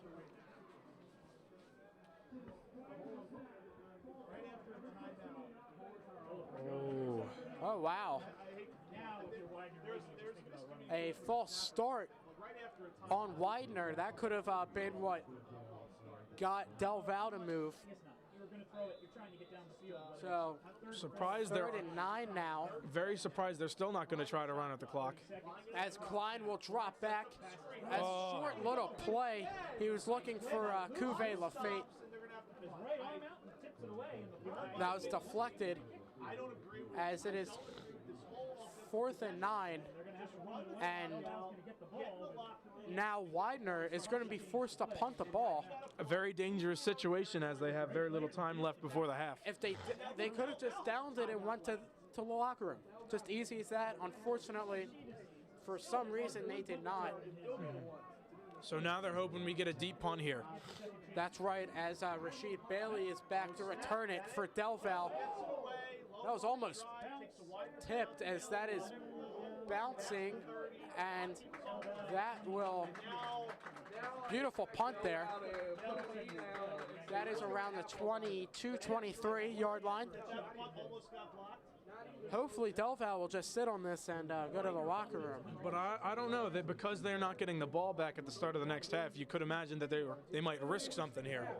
That's right, Nick. We have Michael Bennett coming out of Maple Glen, Pennsylvania. He is studying business here at Widener. Out next is Kevin Burns from Collingdale, Pennsylvania. He is studying mechanical engineering here at Widener. Coming up next is Dijon Davidson from Poughkeepsie, New York, studying criminal justice. Out next is the All-American wide receiver from Upland, PA. He is studying sports management. It is Anthony Davis. Coming up next is John DiBiase from Mount Laurel, New Jersey. He is studying criminal justice here at Widener. Coming up next is Brian DiGiovanni from Glen Mills, Pennsylvania. He is studying mechanical engineering. And now coming out is Richie Eppelman from Chester Springs, PA. He is studying criminal justice. Out next is Tyler Glover from Darby, PA, also studying criminal justice. Out next is Anthony Green from Penns Grove, New Jersey. He is a business major here at Widener. Walking out next is one of our captains here on the Widener Pride football team, Brandon Harper, coming out of Clementon, New Jersey. He is a sports management major. And coming out next is our second captain for the Widener Pride football team. He is Cuvée Lafayette, coming out of Wilmington, Delaware. He is a business major. Coming up next, we have Josh Marcoux, coming out of Philadelphia, Pennsylvania, studying communication studies. He is joined by his lovely mother, Bonnie. Coming out next is Adam Marcucci from Sicklerville, New Jersey. He is a sports management major. Walking out next is the very talented running back, Terrence Morrison from Smyrna, Delaware. He is a business major here at Widener. Coming up next is Amir Sorrell out of Port Norris, New Jersey. He is studying criminal justice here at Widener. Walking out next is Gerard Stewart from Bowie, Maryland. He is another criminal justice major here at Widener University. Coming up next is Kyle Twitty from Blackwood, New Jersey. He is yet another sports management major here at Widener. Walking out next is Kayshawn Garnes from Poughkeepsie, New York. He is a criminal justice major. And last but certainly not least is Nicholas White, hailing from Belmore, New York. He is studying criminal justice here at Widener University.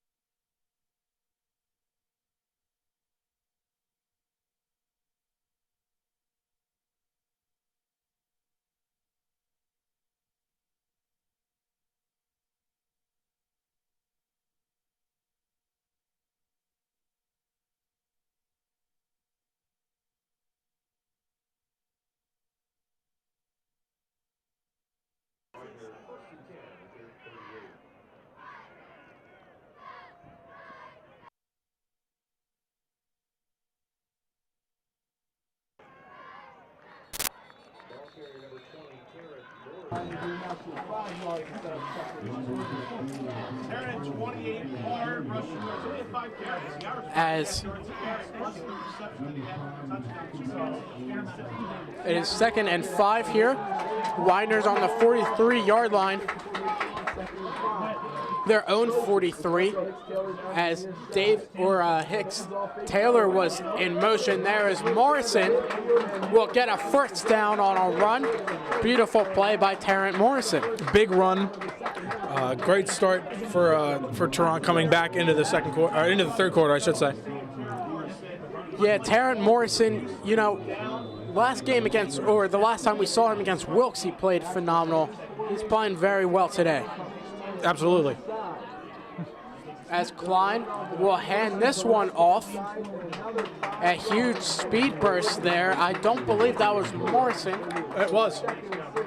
It was? It surprisingly was, yeah. Oh, it was. Okay.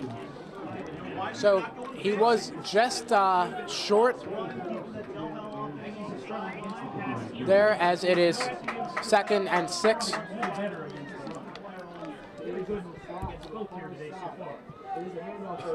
As a handoff, Morrison, a big burst, and he gets taken down, but we'll get the first down. As I believe Phil Sampson took him down there. Great run by Terrence Morrison. Right. See the offensive line starting to open things up for Widener, as Morrison has had a few chances now to get big breaks for some yardage. That's right, as Klein will drop back. The pass to Davis is, incomplete. Anthony Davis, he had it in his hand and then bobbled it, dropped it all the way to the ground, and then the ball hit the ground, and that is incomplete. Wow. That would have been a huge turning point for Widener if he was able to hold on to that ball and coming down with it. Yeah, Got to imagine. You could see Anthony Davis very emotional about that play. Got to imagine they go back to him at some point. As Lafayette will get the carry from Klein, he'll pick up some yards. Widener fans applauding his efforts, as it is 3rd and 5 for the Pride. This is where 3rd and 5 want to be called. They are on Del Val's own 21-yard line right now. So offensively, they're really trying to get some big points here. Klein's going to drop back. He finds Lafayette, who gets hit. And who else but Danny Wynn for Del Val. He's been there the entire game, picking apart anything that could be broken into a big or turned into a big play. Yeah, that's right. It was a big stop there from Wynn, as I believe Klein staying on the field, So they will be going for it. Cuvée Lafayette will be next to him. I believe Widener has had a measly 30% on 4th down, so let's hope that changes for the better. Another wide receiver is in as well, as he's looking for someone. Klein's looking, he's scrambling. Klein the throw, and it is caught. Touchdown. What a play from Widener there. I believe it was Anthony Davis on the catch. As we see some Widener fans throwing the Johnny Money taunt to the Delaware Valley ones. Oh, wow. Seth Klein showing his patience there, finally finding an option and getting the touchdown. Great job by Widener there, as the kick is good. It is 21-14. The Widener fans trying to poke some fun at the Delaware Valley fans here in front of us. This is going to be one heck of a finish here. You got to really give credit to the offensive line there, who was able to not only fend off defenders coming in, but being able to not draw a penalty against them. So very big props to the offensive line that I thought would step it up, and they definitely have. Yeah, that's right, Nick. They're very disciplined as well. You know, no holding calls or anything on that. Widener really played great that drive, and once again, great patience from Klein, and patience did pay off there, as it is now 21-14 Widener. We have a very exciting game continuing on. I'm excited to see what happens. That's right.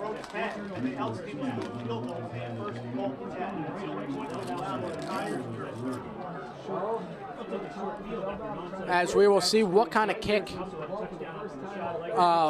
Widener will do here. They do kick it short sometimes, but I think they're going to try and kick it deep here, possibly to Tyler Bing. Big kick from O'Hara. Big punt. Oh, he fumbles it in the end zone. Fuller Williams couldn't hold on to it, hit his hands and went in the end zone. And we have a penalty in the backfield. Up to his own 15, as there's a flag on the play.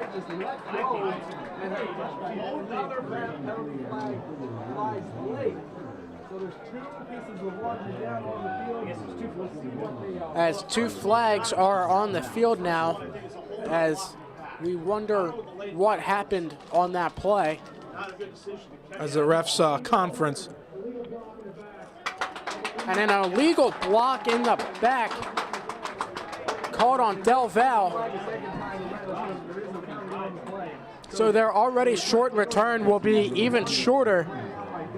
Big stuff for Widener, as a very pivotal defensive stop would greaten the chances for a Widener victory today. The ball is spotted on the 3-yard line.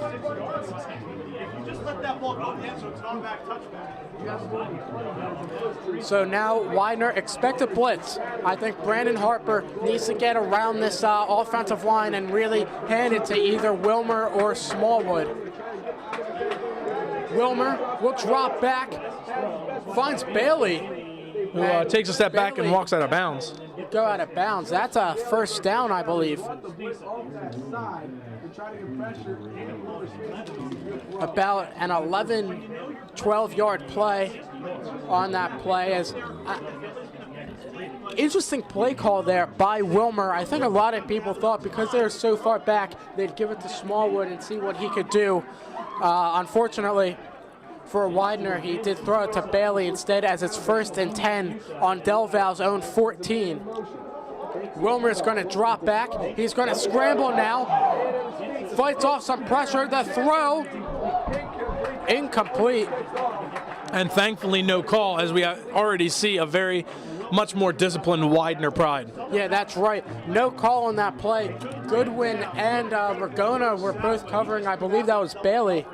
And Ragona did, or not Ragona, my mistake, Titus. Yes. It was Titus and Goodman, and I believe Titus did fall into Bailey on that play. Luckily, there was no interference call. Right. Definitely taking advantage of the ref placement going on. It's a 2nd and 10 on their own 14. Wilmer will drop back, find Smallwood. Smallwood will get pushed out of bounds by number 12, Tyrone Bundy, for, I believe, a yard or two. If not, then no gain. Do you think that Delaware Valley has kind of scouted out Widener a little bit by straying away from the run? Yeah, I think so. Wilmer's been scrambling as well, but you know, you're seeing Smallwood get out there and block and get out there and receive more than run. So it is 3rd and 9 now on Widener's 15. Wilmer will drop back. Wilmer's scrambling once again and will get sacked. Big play as Widener was again looking to strip Wilmer. That's right, no flag on that play as well. So they're getting lucky as Snyder will come out to punt to either Sorrell or Anthony Davis, who are waiting at their own 45-yard line for this punt.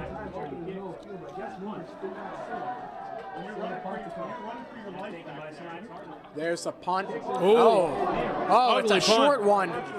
That's dropping at their own 40 and almost hit one of the players on the sideline for Widener.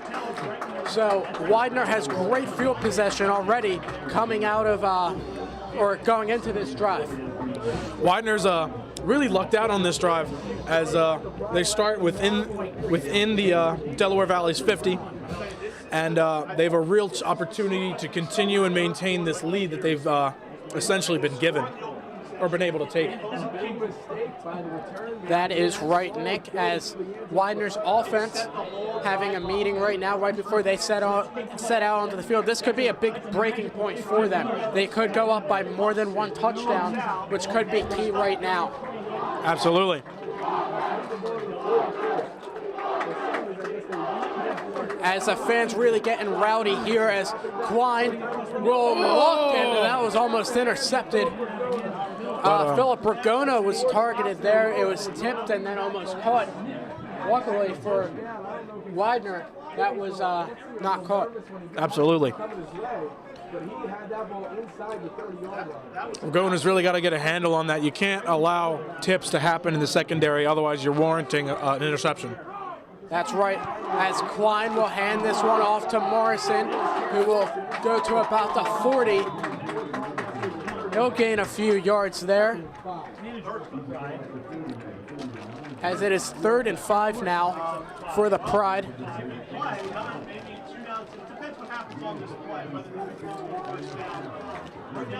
Watch Anthony Davis on this play. He is number 5, close to the Widener sideline. He could make a big play on this play here. As Quine, he airs it out. Throw. Oh, he was looking for Hicks Taylor, but just overthrown there as it falls into the end zone. It's 4th and 5. I believe the special teams unit will be heading out. A very reckless play, but a very close call, as Widener could have taken a touchdown. Yes, that's right, Nick.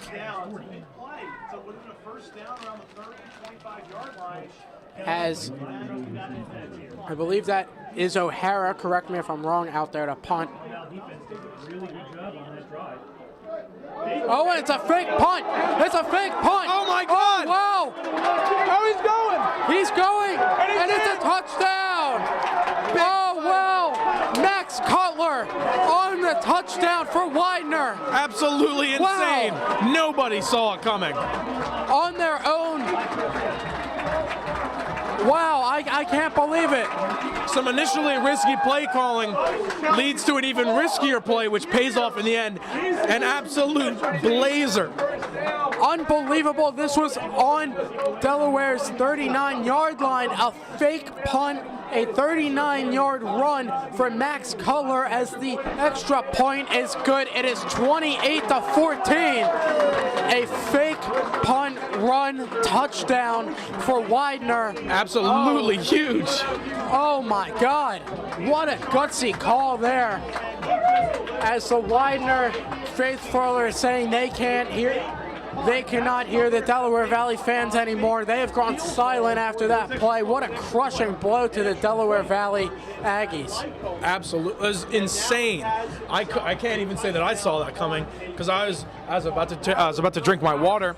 I thought the ball had gone up, but it turned. You just see him out of nowhere. It was insane. A surprisingly risky play calling on the third down, and then even riskier play calling ends up paying off for Widener on fourth down. What a shocking play. I still can't believe it. Gutsy call, and Max Cutler almost got taken down around the 15. Although he would have had the first down, it was an impressive feat to stay on his feet. That's right. Incredible balance got him to stay on his feet and run that into the end zone. Huge play for Max Cutler. It was Rashid Bailey back there basically defending the whole Delaware end zone, and unfortunately for Del Val, they did not make it, as Fuller Williams will take it to the 20 and about the 23-24 until he gets taken down. And he seemingly tried to run over his own blocker to try to get through him as well. That's right. Del Val, I think they're a little nervous at this point. Widener showing why they're the 10th team in the nation right now in D3 football. Their defense is quite impeccable, and they're definitely showing why they deserve to be in the top. That's right. As Aaron Wilmer and this Del Val offense is coming out.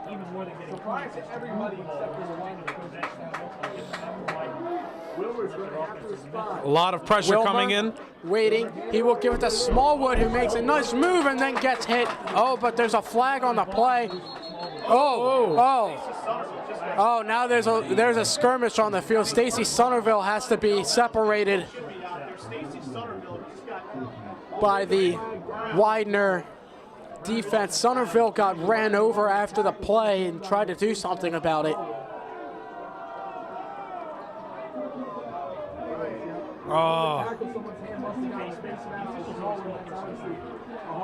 No offsetting penalties, as Somerville or somebody got the unprovoked face mask on the running back. Yeah, that's right, as it is a 1st and 10 on the 40, Delaware Valley's own 40. As Wilmer will hand this off to Smallwood again, who gets wrapped up. That was Stacy Somerville, who is having an incredible game today. He is playing with some passion out there. He's definitely probably the most excited to be out there now, as he's been hyped basically all game. He's been very hyped the whole game. He's been pumped up this whole time.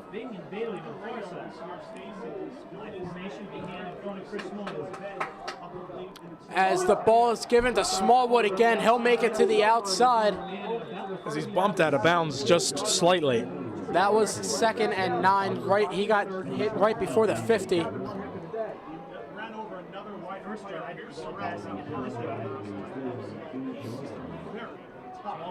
Amir Sorrell getting run over by Smallwood on the play. That's the 3rd time we've seen Smallwood take out a Widener defender. As he seems to be leaving the field. Last time a running back ran for over 100 yards was in this game last year.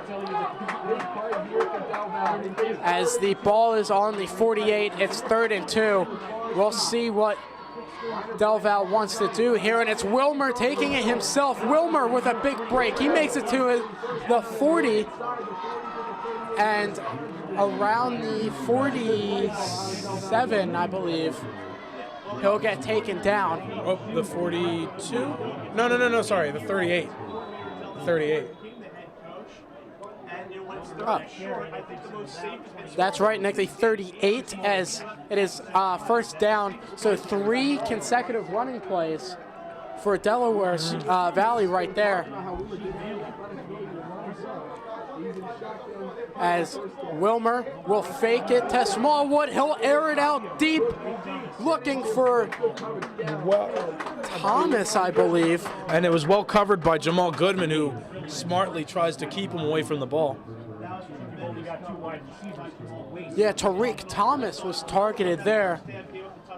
That was incomplete, so it is 2nd and 10 at Widener's own 38. The entire secondary, they've given up some yards here and there in some games, but when you have As interceptions, you have 19 interceptions. 2nd and 10 now.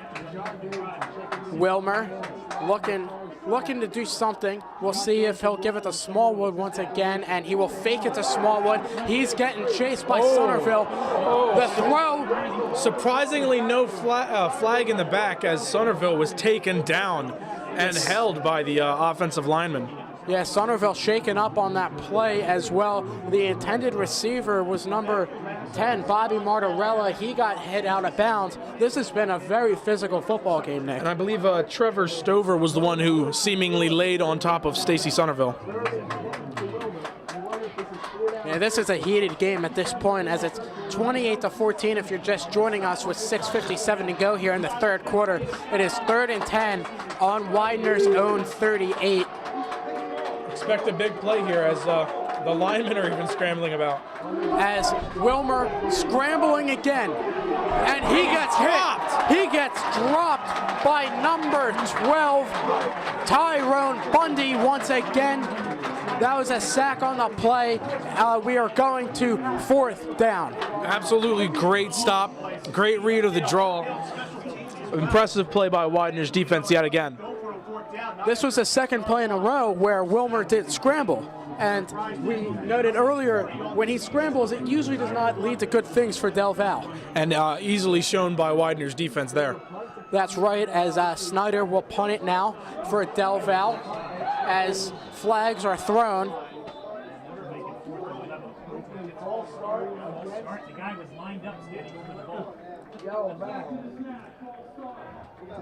As a false start on the Aggies is called, so we will drop back even more. So I'm sure another punt for Mr. Snyder. Tyrone Bundy's second sack of the year, his 5th tackle for loss. 5 yards. It just shows the depth of these wide kids all year. Second chance now for the punt for Del Val. As another punt there from Snyder, he gets taken out. But no flag. No flag. Wow. Widener getting a break there. That punt went out of bounds. Essentially getting away with murder. In my opinion, it didn't look like he got really hit. It looked like he fell forward and just tripped over the Widener play.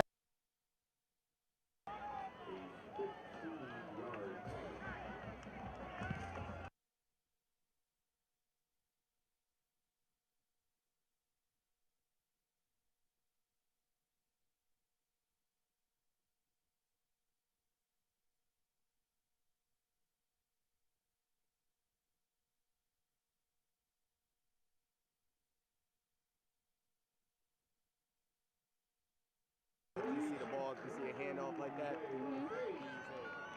Start off wide.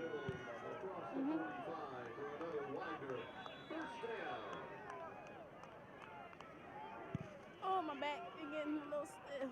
Yeah, I was about to say, like, let me know if you need a break. Okay. Let's go. Let's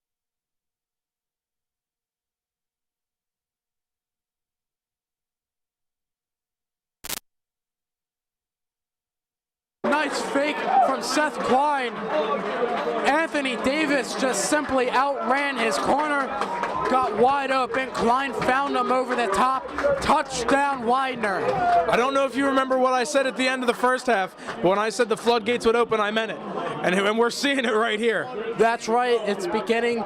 Widener's beginning to embarrass Del Val now. Davis had, 6 steps, and that ball was thrown. It was underthrown.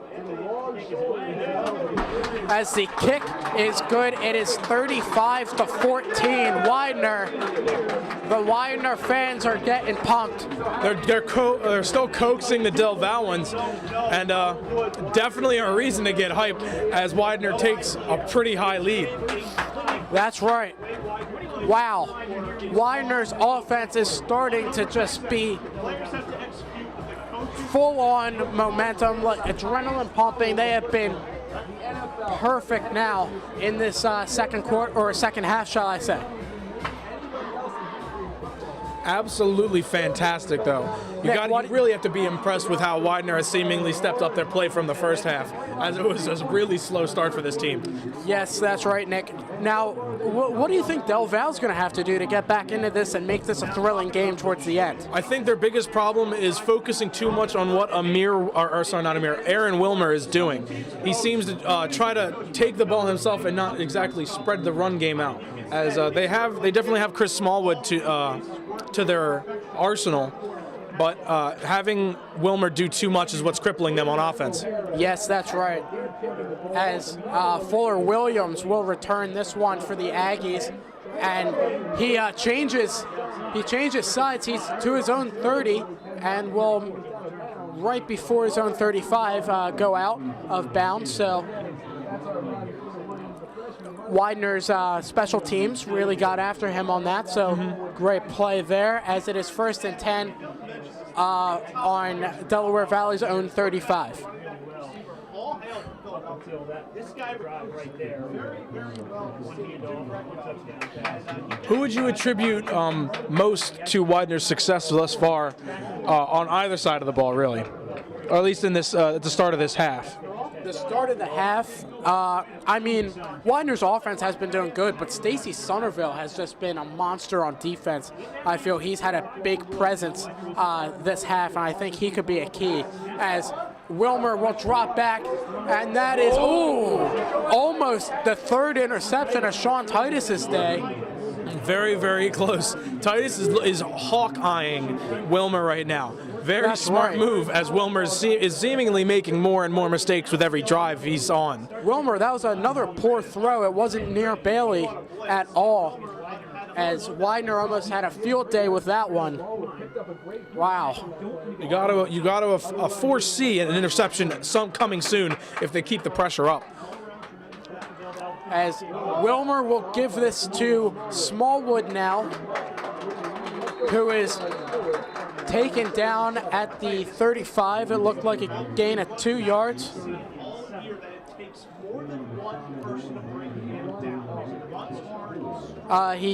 They're a little extra generous, gave him another yard. It's 3rd and 7 on their own 37. As I think, Widener is going to have to anticipate a pass to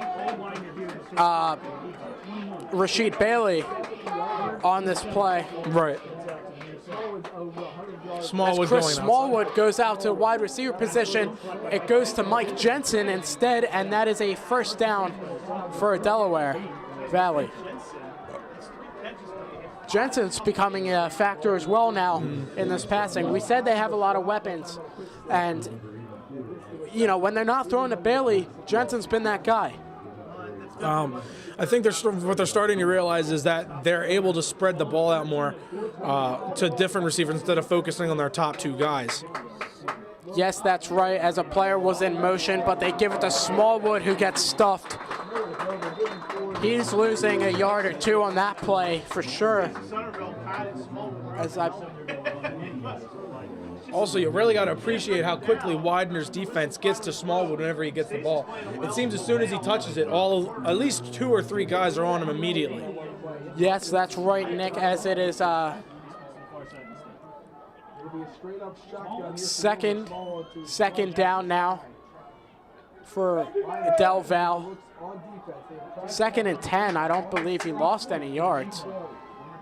As Wilmer will look for Martorella, and he will get tackled by number 14, I believe. That is Davidson. Martorella, shall I say.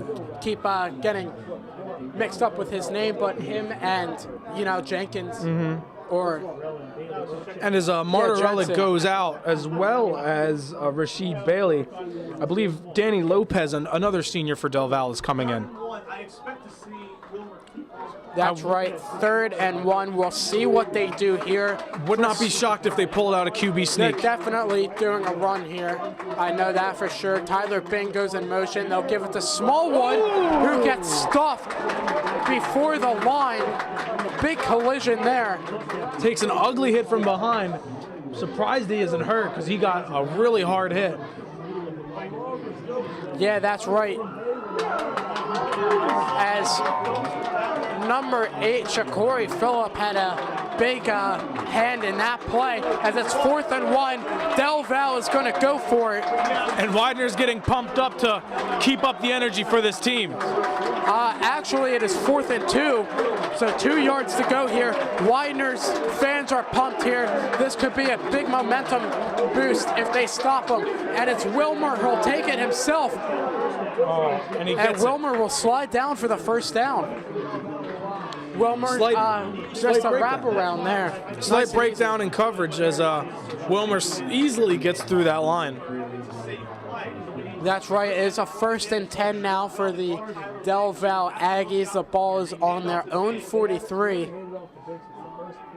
Just kidding. They are on Widener's 43 as there's 1:50 to go here in the 3rd quarter. As we see some communication going on between the sideline and Aaron Wilmer. As Wilmer will drop back.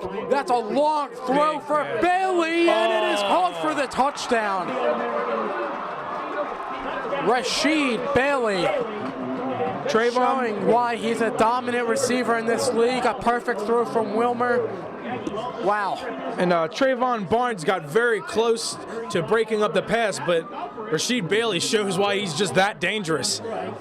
Yes, that's right, Nick. We believe from reports that we've heard earlier, Rashid Bailey's been looked at by the Indianapolis Colts. He's a tremendous talent, yes. Oh, that kick was almost blocked by Amir Sorrell, I believe. Amir Sorrell. But Rashid Bailey finally showing why he is a top receiver in this league. Outran the coverage and made a very nice catch to get into the end zone. So Del Val not out of it at all right now. It's 35-21. 2-touchdown game, but they still have time. Widener still has this opportunity to capitalize getting the ball back.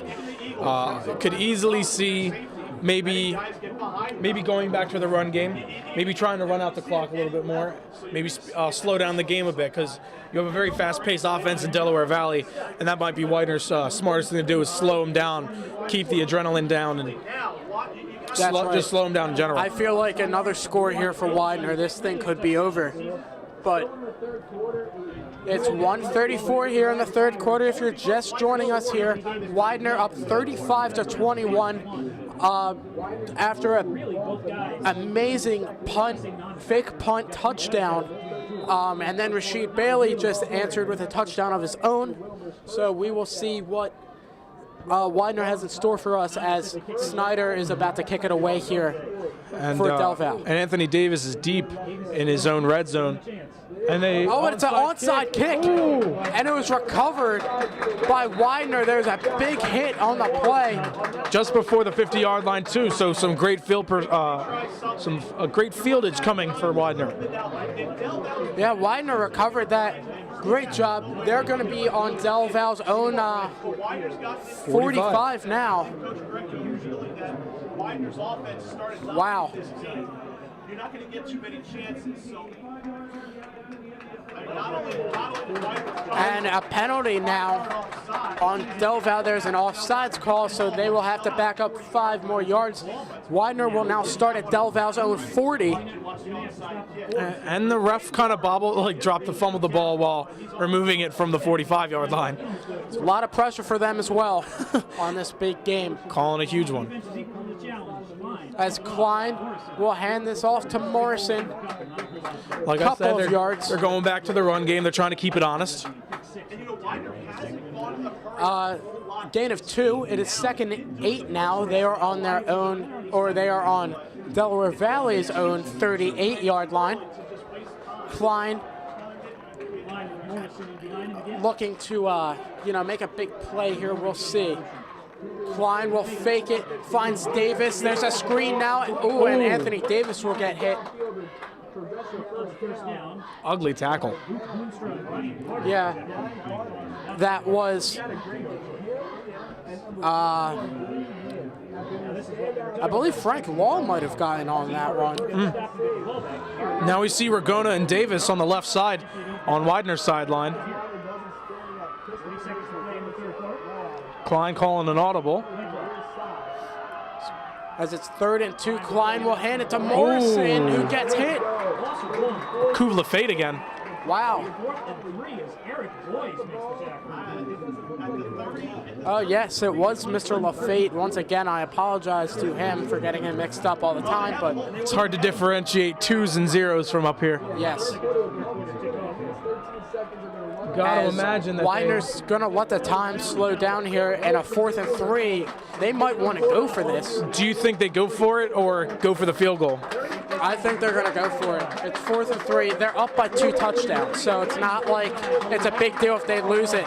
As we are headed to the 4th quarter here, a lot of Widener fans clapping, applauding their efforts. Right. I see no reason why you don't go for it. You're on the 33-yard line now. Nick, on this a cold day, Yes. I'd advise anybody to have a nice brewed cup of Woo Brew coffee. Oh, absolutely. Woo Brew comes from only the finest and natural ingredients, handcrafted greatness, and a good, nice cup of coffee to just start your day with. And Yes. you can always find yourself in any Provisions on Demand location here on campus. Widener's very own Woo Brew. Get some. It's that good. Yes, that's right, Nick. I could go for one right now. It's still a little cold up here. My voice is going, but Either that or a nice cup of hot chocolate. that's right. But this game's been absolutely incredible. It's been fun to watch. So 35-21, 15 minutes remaining. If you're just joining us here, 35-21, 3rd quarter, action-packed. We had an Anthony Davis 20-yard touchdown and a sack out of nowhere from Del Val. I was busy reading the stats here, did not even see that. It was Ethan Snyder on the hit. An awful breakdown of the offensive line. You got to imagine that Widener will be able to recover this, but you got to hope that Delaware Valley doesn't have the momentum swinging in their favor. That's right. So now it is a turnover on downs. Del Val will be headed out there. As I was saying, a Anthony Davis 20-yard pass touchdown, Max Cutler on a fake punt touchdown run, and then Anthony Davis on another touchdown, and then Rasheed Bailey on a touchdown. So A very, very point-filled 3rd quarter. that's right. As Wilmer will now drop back. Oh, That pass was tipped. and for those who may have missed it in the backfield, Brandon Harper pushed Smallwood into Wilmer. Very smart attempt to try and push the ball out of Wilmer's hands. Yeah, very smart attempt. That's probably why the throw was so bad there. As I think you could see in his body language, he was targeting who else but Mr. Bailey again. Of course. I wouldn't expect him to throw to anybody else right now. As Bailey will now drop back once again. That's a deep throw, and that's Nothing. incomplete. I believe that was Tyler Bing over there. Yes, it was. He was the intended receiver, but completely overthrown. So it's 3rd and 10. And a few players on the Delaware Valley sideline were complaining of a no call from the referee. There's been a lot of calls this game. However, in the second half, we really haven't seen a whole lot. Yeah, I think they might be trying to cut back a little bit on the harshness, maybe. Yes, that's right, Nick. As this is a big play here. Obviously, I think Delaware Valley is going to throw. That's what's going to get them back into this game. 3rd and 10 on their own 43. As Wilmer will drop back, he finds pressure, evades a tackler, keeps going, and the will get hit. He'll drop the ball out of bounds, but a big hit there. Stacy Somerville chasing him down. And a 4th and out as Widener gets the ball back after this punt. I believe Tyler Glover made the big hit there. Well, man, As a lot of pursuit coming from that Widener defense. Gotta be scary when all of those guys in blue are coming after you. that's right. Now Widener's going to have to be careful on this drive, though. They don't want to go 3 and out and give Del Val another big opportunity. Is Ooh, Amir more Sorrell. pressure on that punt as Anthony Davis will make the fair catch around the 40-yard line. For those who aren't able to notice, Amir Sorrell, very close, coming within inches of another block punt. He's anxious to get one right now. Yeah, we saw Amir Sorrell last game against Wilkes do that a lot. Right. He's a huge player for them on special teams as the ball will be on Widener's own 44. It is 1st and 10. Seth Klein is out there with Chris Wicks. An absolute beauty of a player. As Klein will fake it to Wicks. That's a big throw to Anthony Davis. Oh, he who makes will the make the catch. What a play. Oh my God. Anthony Davis. Oh my Lord. Anthony Davis making some of the biggest plays here today at Quick Stadium. That was insane. Made a catch and got hit from behind around the 15-yard line of Del Val. So it's 1st and 10 on their own 15. Klein Sidearms it. back. Ooh. No. Ooh. Davis tried for a glamorous one-handed catch. That was out of bounds. As it's 2nd and 10 on Del Val's own 15-yard line. Anthony Davis has come to play today, Nick. Absolutely. Seth Klein, even though he's seemingly underthrowing Davis with the insane amount of talent to come back for that ball, and he's gotten a few big grabs out of it. Now coming in motion to the near side. As Klein will hand this one off to Wicks. Wicks bouncing off at tackles and will get hit around the 12-ish yard line. More or less, yeah.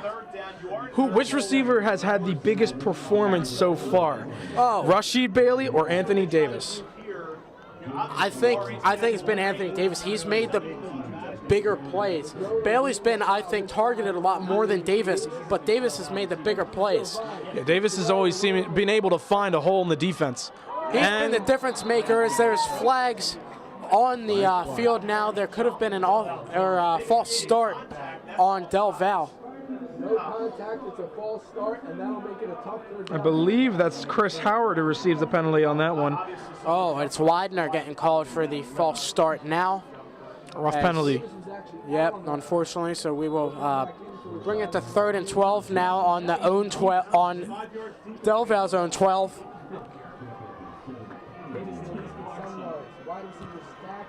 As we have a man in motion now.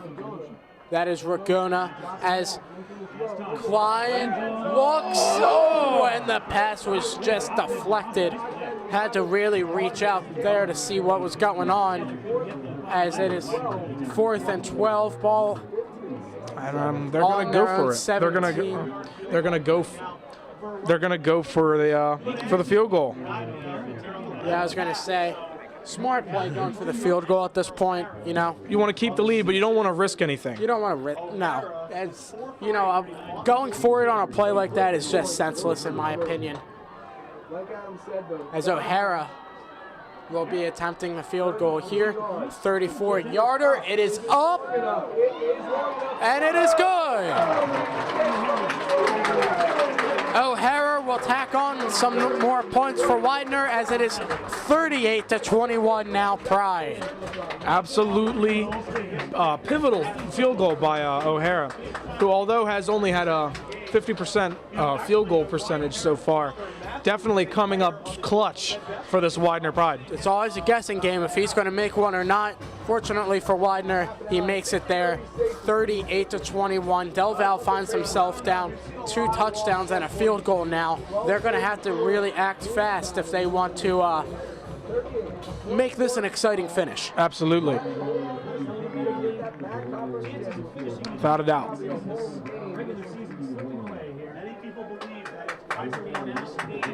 Widener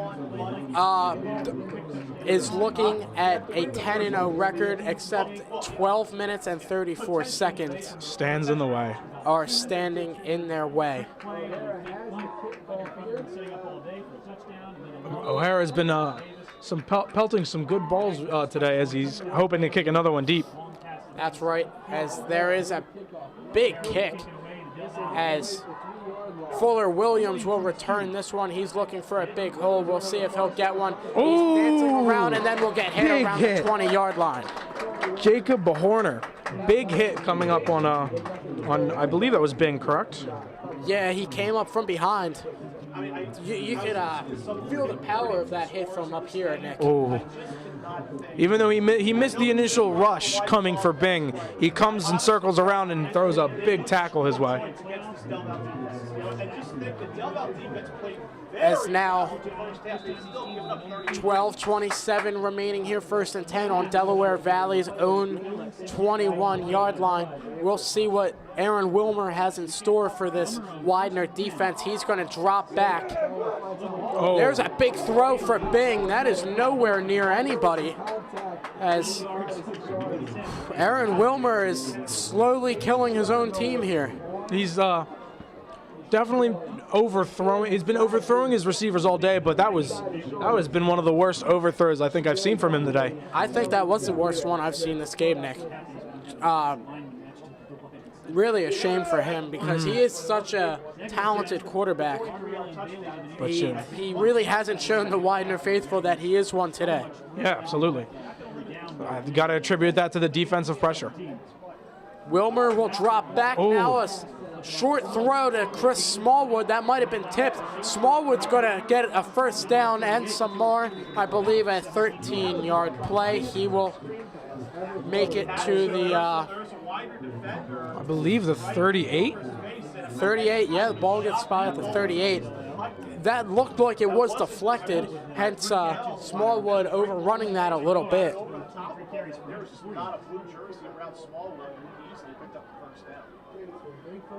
That's how effective Chris Smallwood could be. You could see all the players trying to take him down, and he just kept going.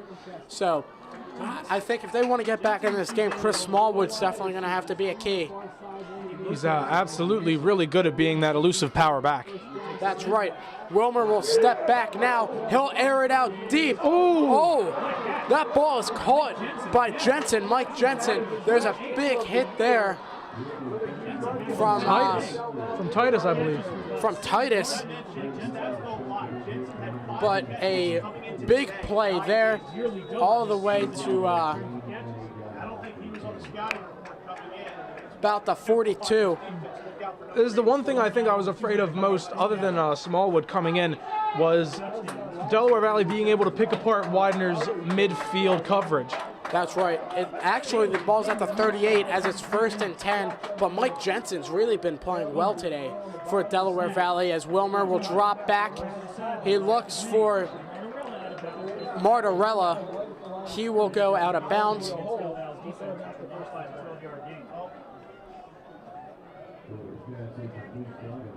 As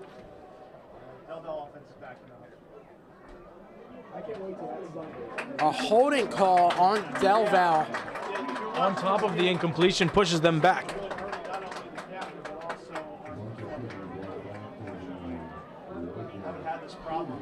It is now fourth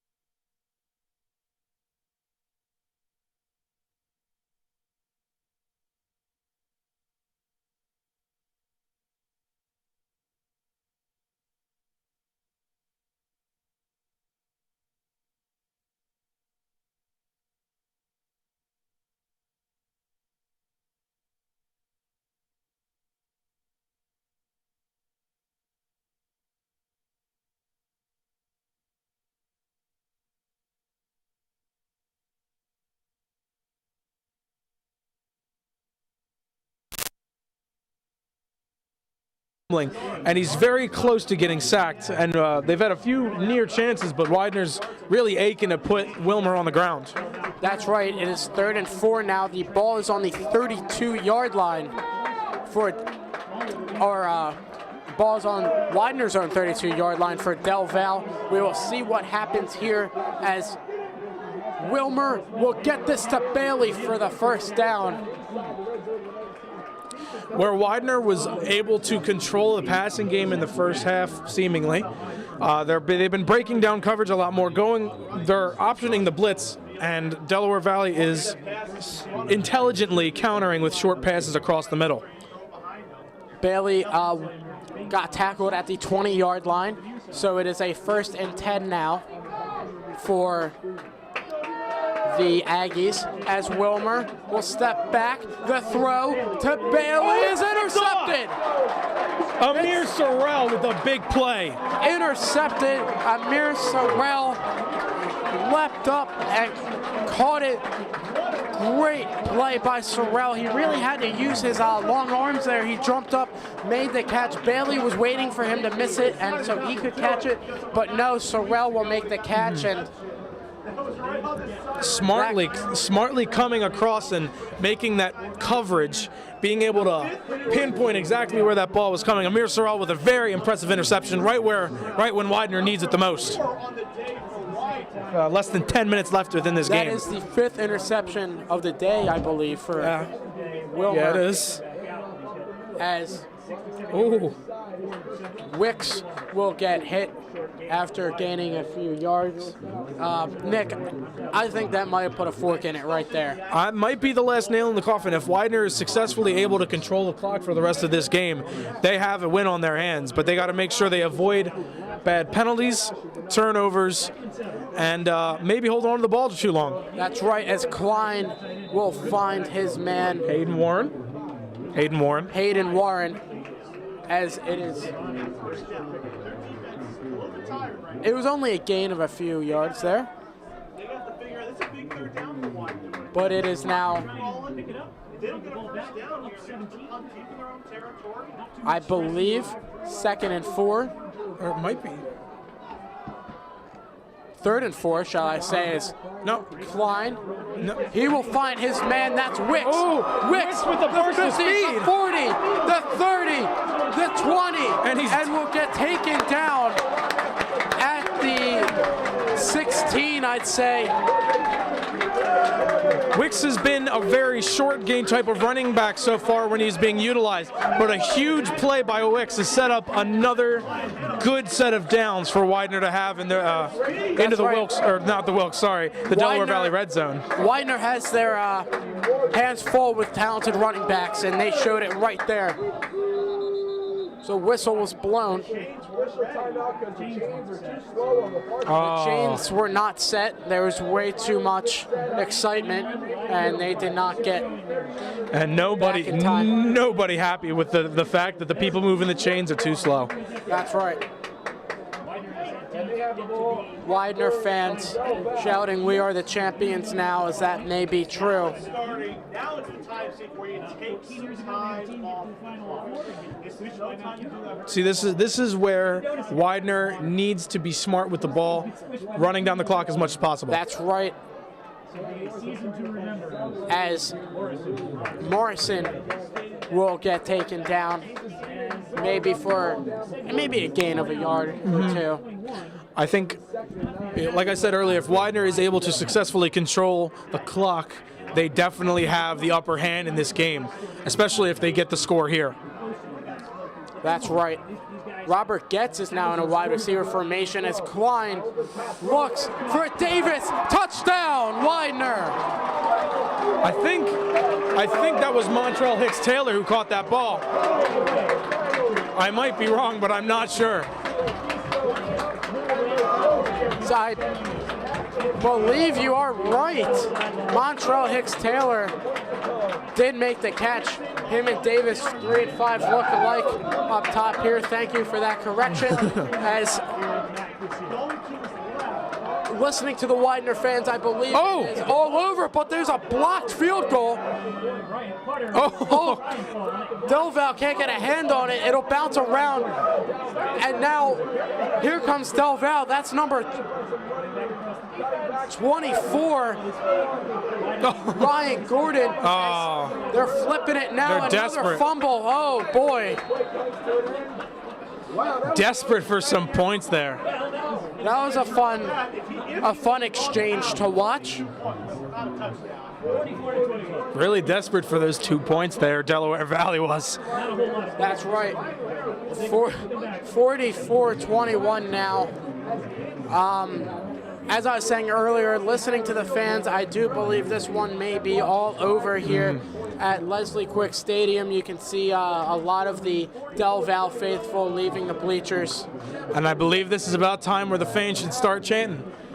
That's right. Although it's been an exciting game, I guess a lot of the Delaware Valley fans believe this is all but over. 7:47 remaining here still, so we still have a little bit of time. We'll see how long this clock will truly be. Hopefully it'll wind down quickly. Essentially what Widener's defense needs to do here is prevent passes and prevent, see? They're chanting. This is what I was hoping for. That's right. As they are saying goodbye to the Delaware Valley fans. Oh, man. That is what we like to see. As that kick goes to... Oh, it fumbles it. Fuller Williams, who fumbled it and then will get hit around the 20 as flags coming in. Frustration mounting for this Delaware Valley team, who came in as, I believe, the favorite to win this game with all of those offensive weapons, and the tide has turned for this team. I think, Nick, this is just my opinion. I think the biggest disappointment has been Aaron Wilmer today. Absolutely.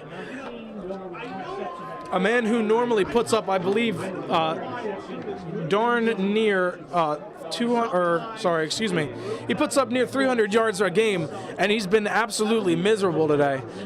Sloppy plays, passes.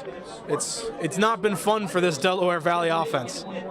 That's right. Aaron Wilmer, shall I say. This is not what he would want to end his senior year with, as he will hand this off to Smallwood, who gets wrapped up. And I believe that was Dijon Davidson with the tackle. Thankfully, one of the camera people screamed his name. That's why I got it so quickly. Some big stuff. Yeah, that's right. You know, Widener's defense has really downplayed this exciting offense from Del Val. A lot of people still talk about Smallwood being one of the top running backs here, but he really has not done a whole lot. He will catch that one and run out of bounds, though. It's been a good game, though. As it is now 3rd and...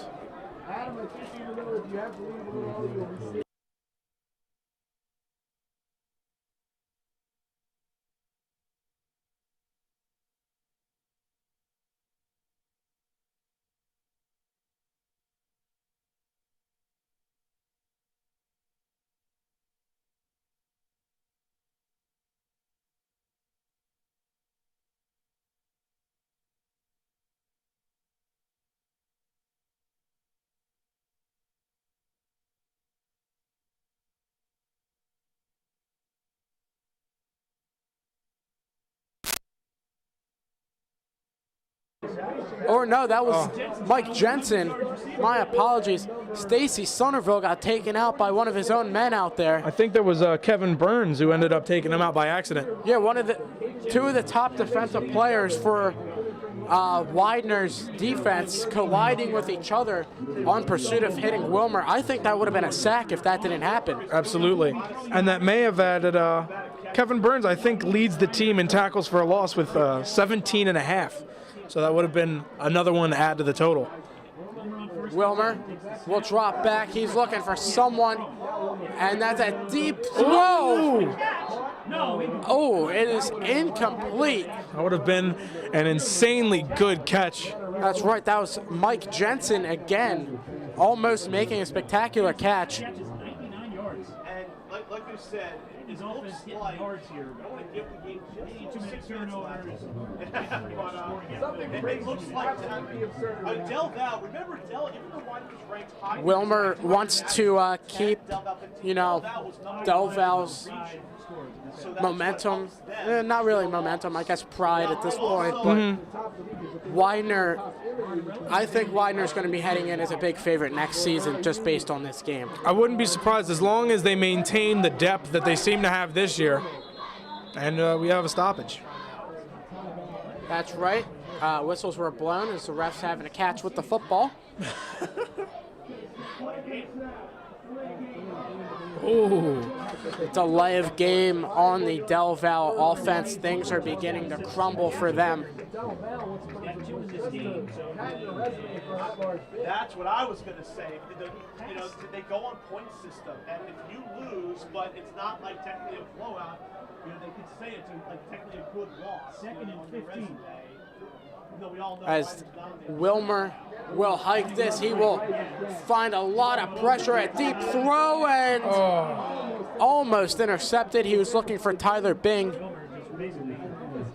Wilmer cannot just keep doing this. I think they should just give it to Chris Smallwood at this point. Wilmer is just finding too much pressure and throwing these awful passes. I definitely think he'd get bailed out, and I think that's what they need at this point. They just need to stop the bleeding. That's right. Aaron Wilmer and Seth Klein, the two top quarterbacks in the league heading into this game. I think Klein's emerging as the top quarterback now. Wilmer has not looked impressive at all. In fact, As he will drop back and he will get sacked. Stacy Somerville is there. He's been wanting that all game, and he finally gets it. That's right. He is pumped up about that one. As it is 4th and 15, Del Val's going to go for this.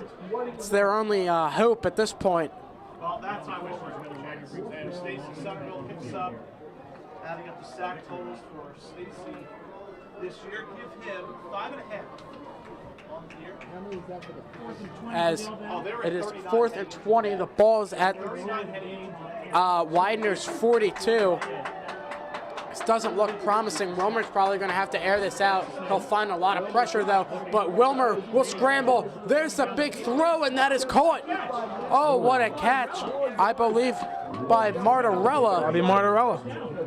So Bobby Martorella making another big play. Heading into this game, he had 265 yards. The highest amount of yards on this team besides Rasheed Bailey's 1,482 yards, but Martorella's playing well. As Wilmer looking for Bailey, the catch and a touchdown. Rasheed Bailey, another touchdown. And Nick, you noted Anthony Davis versus Rasheed Bailey. Both of them are playing extremely well today. Absolutely. It's really hard to contain such a great wide receiver. He seemed, for the most of the game, he's seeming, I wouldn't say invisible because he's been targeted a lot, but he's definitely been underutilized because Wilmer wants to do just way too much. You know they go for an onside kick. You know an onside kick's coming. That's right, Nick, as a single season record was just broken thanks to my colleagues here from Del Val's announcing team. Single season 2 touchdowns, 2 points. passing touchdown record was just broken by Aaron Wilmer, so congratulations to him. I guess that's one accolade he could look at from this game, as it looks like they're going for a 2-point conversion.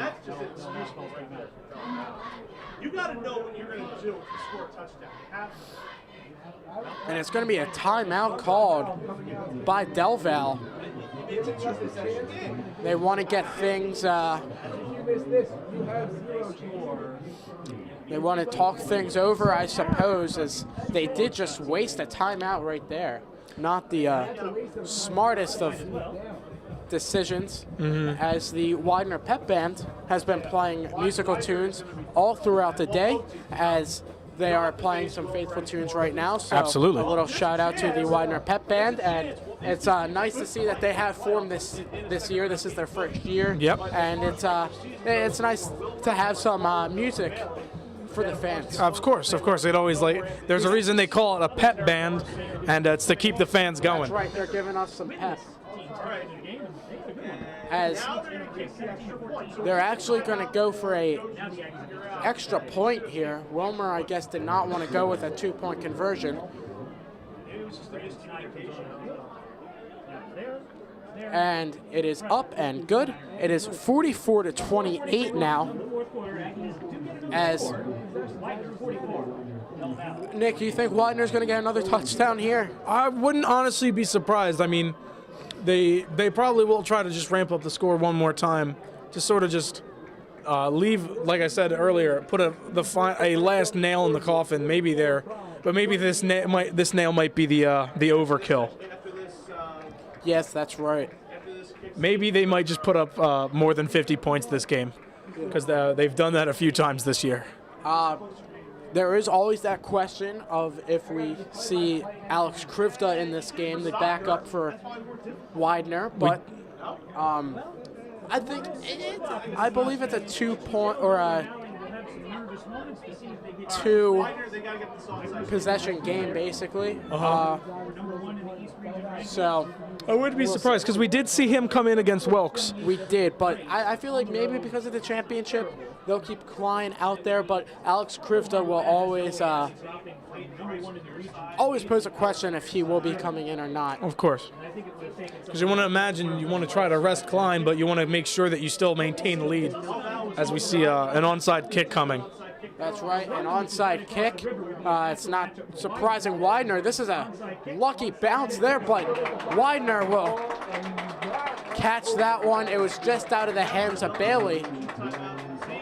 Thank you very much, folks. It was a pleasure working with you. Congratulations. It looks like for the Pride, and we'll see you next Saturday, hopefully a home game here at Chester. Thank you so much. As Widener will most likely, I believe, be in the playoffs next Saturday. Of course. This is an automatic playoff berth for them with this win. You got to be really happy and excited for this team, as they've done incredibly well. That's right, as the handoff will go to Terrence Morrison. I don't think they should be really having Terrence, who is sort of banged up, and he is basically their #1 running back. I don't think if they're just going to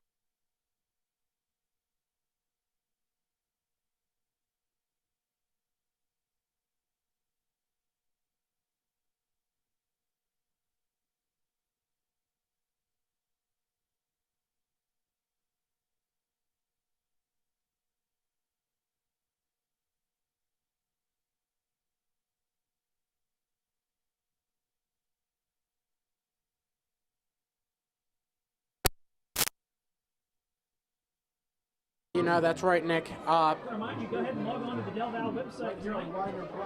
Plenty of sports you have to watch. Plenty of players, Morrison, I don't believe is a senior. He is, maybe he is. Actually, I believe he is, but they do have Chris Wicks. They have Colby McMaster, Robert Getz. So, they have their hands full, as Morrison got hit hard. Big hit. I believe that was by number 21, Danny Wynn, again coming up with another tackle on the day. Yeah, Danny Wynn's been all over the place today. Absolutely all over.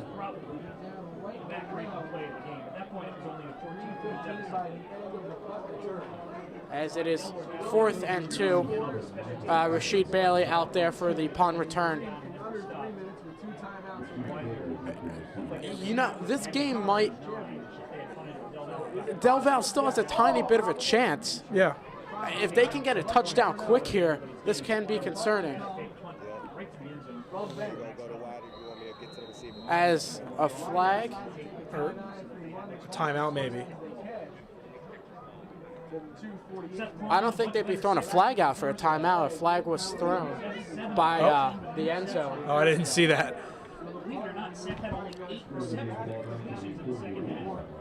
Under 3 minutes left in this exciting game, as Widener seems to be reining it in here. That's right. There's 2:48 left here. It's 44-28, but like I said, there is still a very small chance. High punt. But if, oh wow, this is going to bounce. This into the 10. Within the 10, around the 8-yard line. Beautiful, beautiful play there. If Del Val, wants a chance, they're going to have to act early. They're going to have to score early right now. Next year, when the three-headed monsters seniors graduate,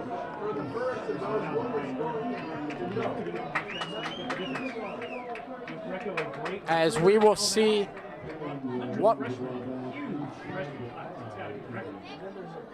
what players will come out here, if the regular starters will be out or not. We see a few regular starters. We see Somerville, Harper.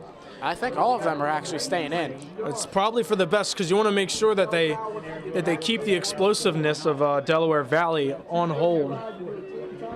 That's right. 2:35 left. Wilmer and Smallwood are back there. I expected, I think, a more competitive game than this, but I definitely they can still make it, as Wilmer will throw it to Rashid Bailey, who's running for his life. He'll make it down to the 30. You can see the safeties playing a little bit deeper. They're preventing the deep pass, but they need to they're still struggling with the short passes. Yes, that's right. I believe there'll be no huddle offense now for Del Val. As Wilmer will drop back to throw. Oh, incomplete. Harper with the touch. Brandon Harper had a deflection on that play. 2:15 left. As people are beginning to wrap it up here at Leslie Quick Stadium. Wilmer and his offense and making this a one-score game. He's going to get it. I don't know. Question whether he gets it today or next week. I don't know. It's fine in that. As we will see, I think, Del Val's just going to keep on going for it. We saw a deep run by number 10, Bobby Martorella, last play, as Wilmer will drop back. He runs right through coverage. He breaks through. He will slide down, and that's a first down. Someone thought that was a terrible slide, apparently. Interesting. Remember, we're not criticizing football. We're criticizing baseball for slides, apparently. Yes. As it is, he was actually short of the first down, as it's 3rd and 1. So we will see what they can do here. Wilmer will look for Rashid Bailey. That one is incomplete. We're going to 4th and 1. I am assuming that they will go for it here. Would not be surprised.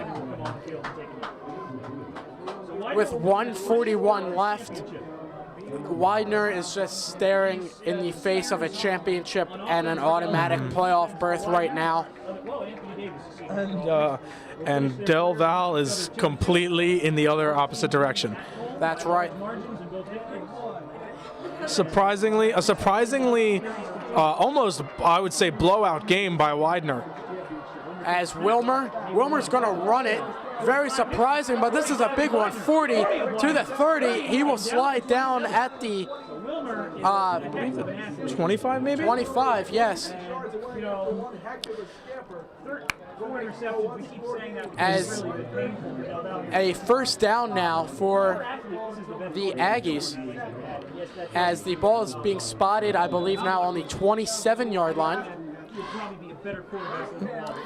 Wilmer will drop back now. They're going to call that incomplete. Pass is incomplete.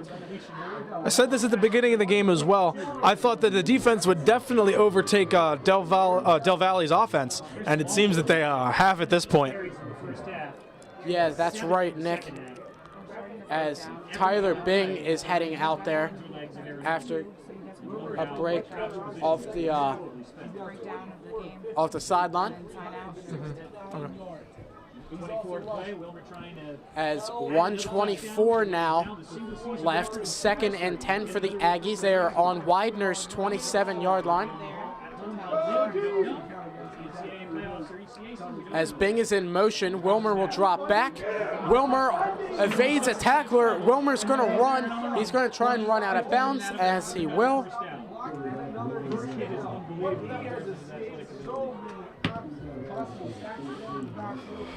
As a first down there for Wilmer. He's hoping for a chance perhaps in the Canadian League. He's small for the NFL. And D3 quarterbacks are Aaron Wilmer, no turnovers this drive, Nick, so he's doing something right. Absolutely. I think that's because he's starting to rely more on himself as opposed to trying to stay in the pocket. Even though he's been weaker on scrambling, he's been smart enough to take it outside the pocket and even go across the line of scrimmage. That's right. Wilmer with another man in motion will drop back. He'll throw this to Tyler Bing, who gets hit even though he didn't make the catch. As we are going to a 3rd and 10 on Widener's own 14. And we are less than 1 minute and 30 seconds away from a Widener win and a MAC conference champion.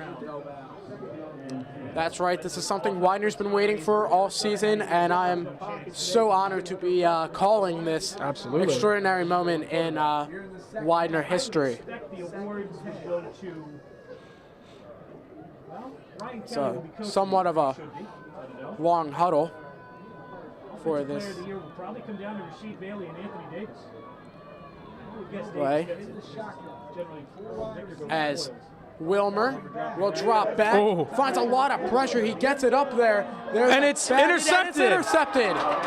Widener will intercept it, and that will do it. And I believe that was Stacy Sonerville. Stacy Sonerville, and probably the most influential defensive player today. He will wrap it up for Widener.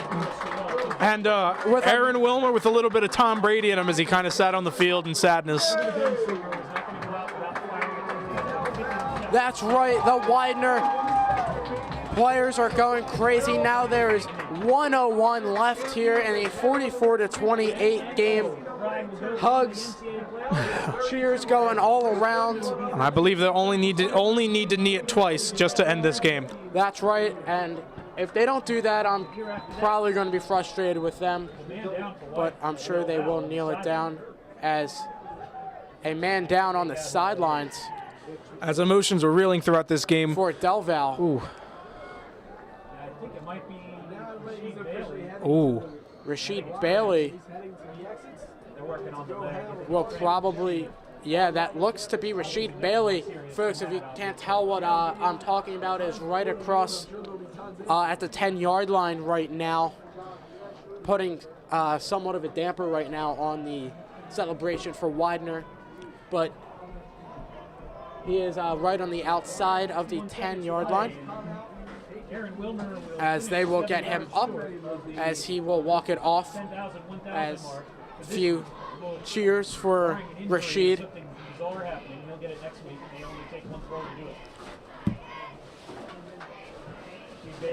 As 1:01 once again left here. Widener's ready to kneel it and ready for celebrations to begin. Man in motion. They might just run out the clock. They are going to run out the clock. Taryn Morrison again. He's going to get a couple yards. An absolutely exciting game for this Widener Pride team. Very impressive end to their season. That's right, as the Widener bench, they're trying to pump up the fans. I'm certainly excited for them. And a flag appears out of nowhere. What way to end a football game than another flag, Nick? The same way that it opened. That's right. We will see what penalties there are. I believe one of the coolers was now dumped on maybe the coach. We see just scattered ice all over the sidelines.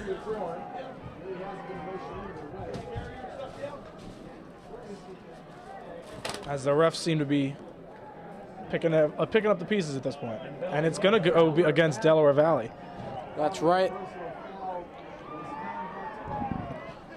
As we're moving all the way up. So that puts Del Val at 11 penalties of 8 and 99 yards. Del Val, this will be their first loss of the season. Widener very happy to give that to them. As you can see, the There it is. One of the coaches just got a cooler dumped on him. We saw a lot of players scheming that scheme. 15-yard penalty, automatic first down for Widener. Oh, and I believe that's Hicks Taylor trying to pump up the crowd. Montrell Hicks Taylor, as well as the players on the sideline, trying to pump up this crowd. There's 27 seconds left. And there is the kneel. And ladies and gentlemen, that will do it. It appears the Widener Pride will be taking home the MAC Conference Championship this season after a stellar 10-0 season. Absolutely impressive from this team, and it's time for the celebration. It is time for celebration here at Leslie Quick Stadium. I'd say probably the best player of this game was Anthony Davis, who kept him in with some of the biggest catches I've ever seen in football. And I got to really attribute the win to the both sides of the ball, who did outstanding holding Delaware Valley. That's right, Nick. I think offensively, Anthony was probably their best player. Defensively, Stacy Somerville, hands down, Absolutely. put on a clinic today for the Widener defense. Seth Klein, he played great. He got a couple touchdown passes. Terrence Morrison was phenomenal. He had a couple total touchdowns. Yes. On the day. And the fake punt and run that ended up going in Widener's favor. That's right. That was a huge play by Max Cutler, as we can see the Widener players running around. For all of you, or for all of us here with the Widener Communications Studies Group, as well as everybody here at Widener, this has been such an honor calling this game. Thank you so much for listening. I'm Matt Nissenfeld, joined by my partner, Nick Safiri. And I hope you guys have a great rest of the day and take care. Thank you so much. Goodbye.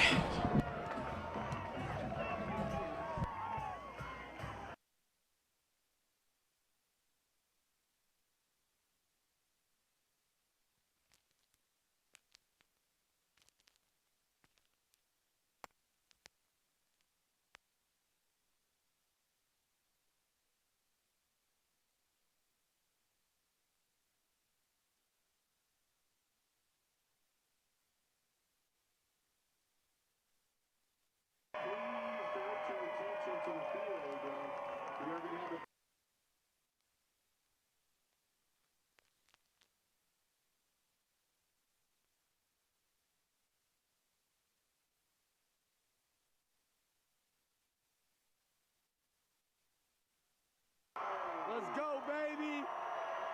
Let's go, Charlie.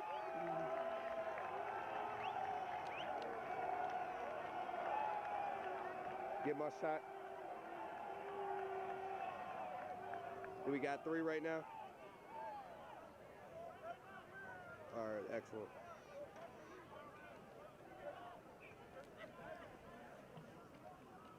Clear, clear.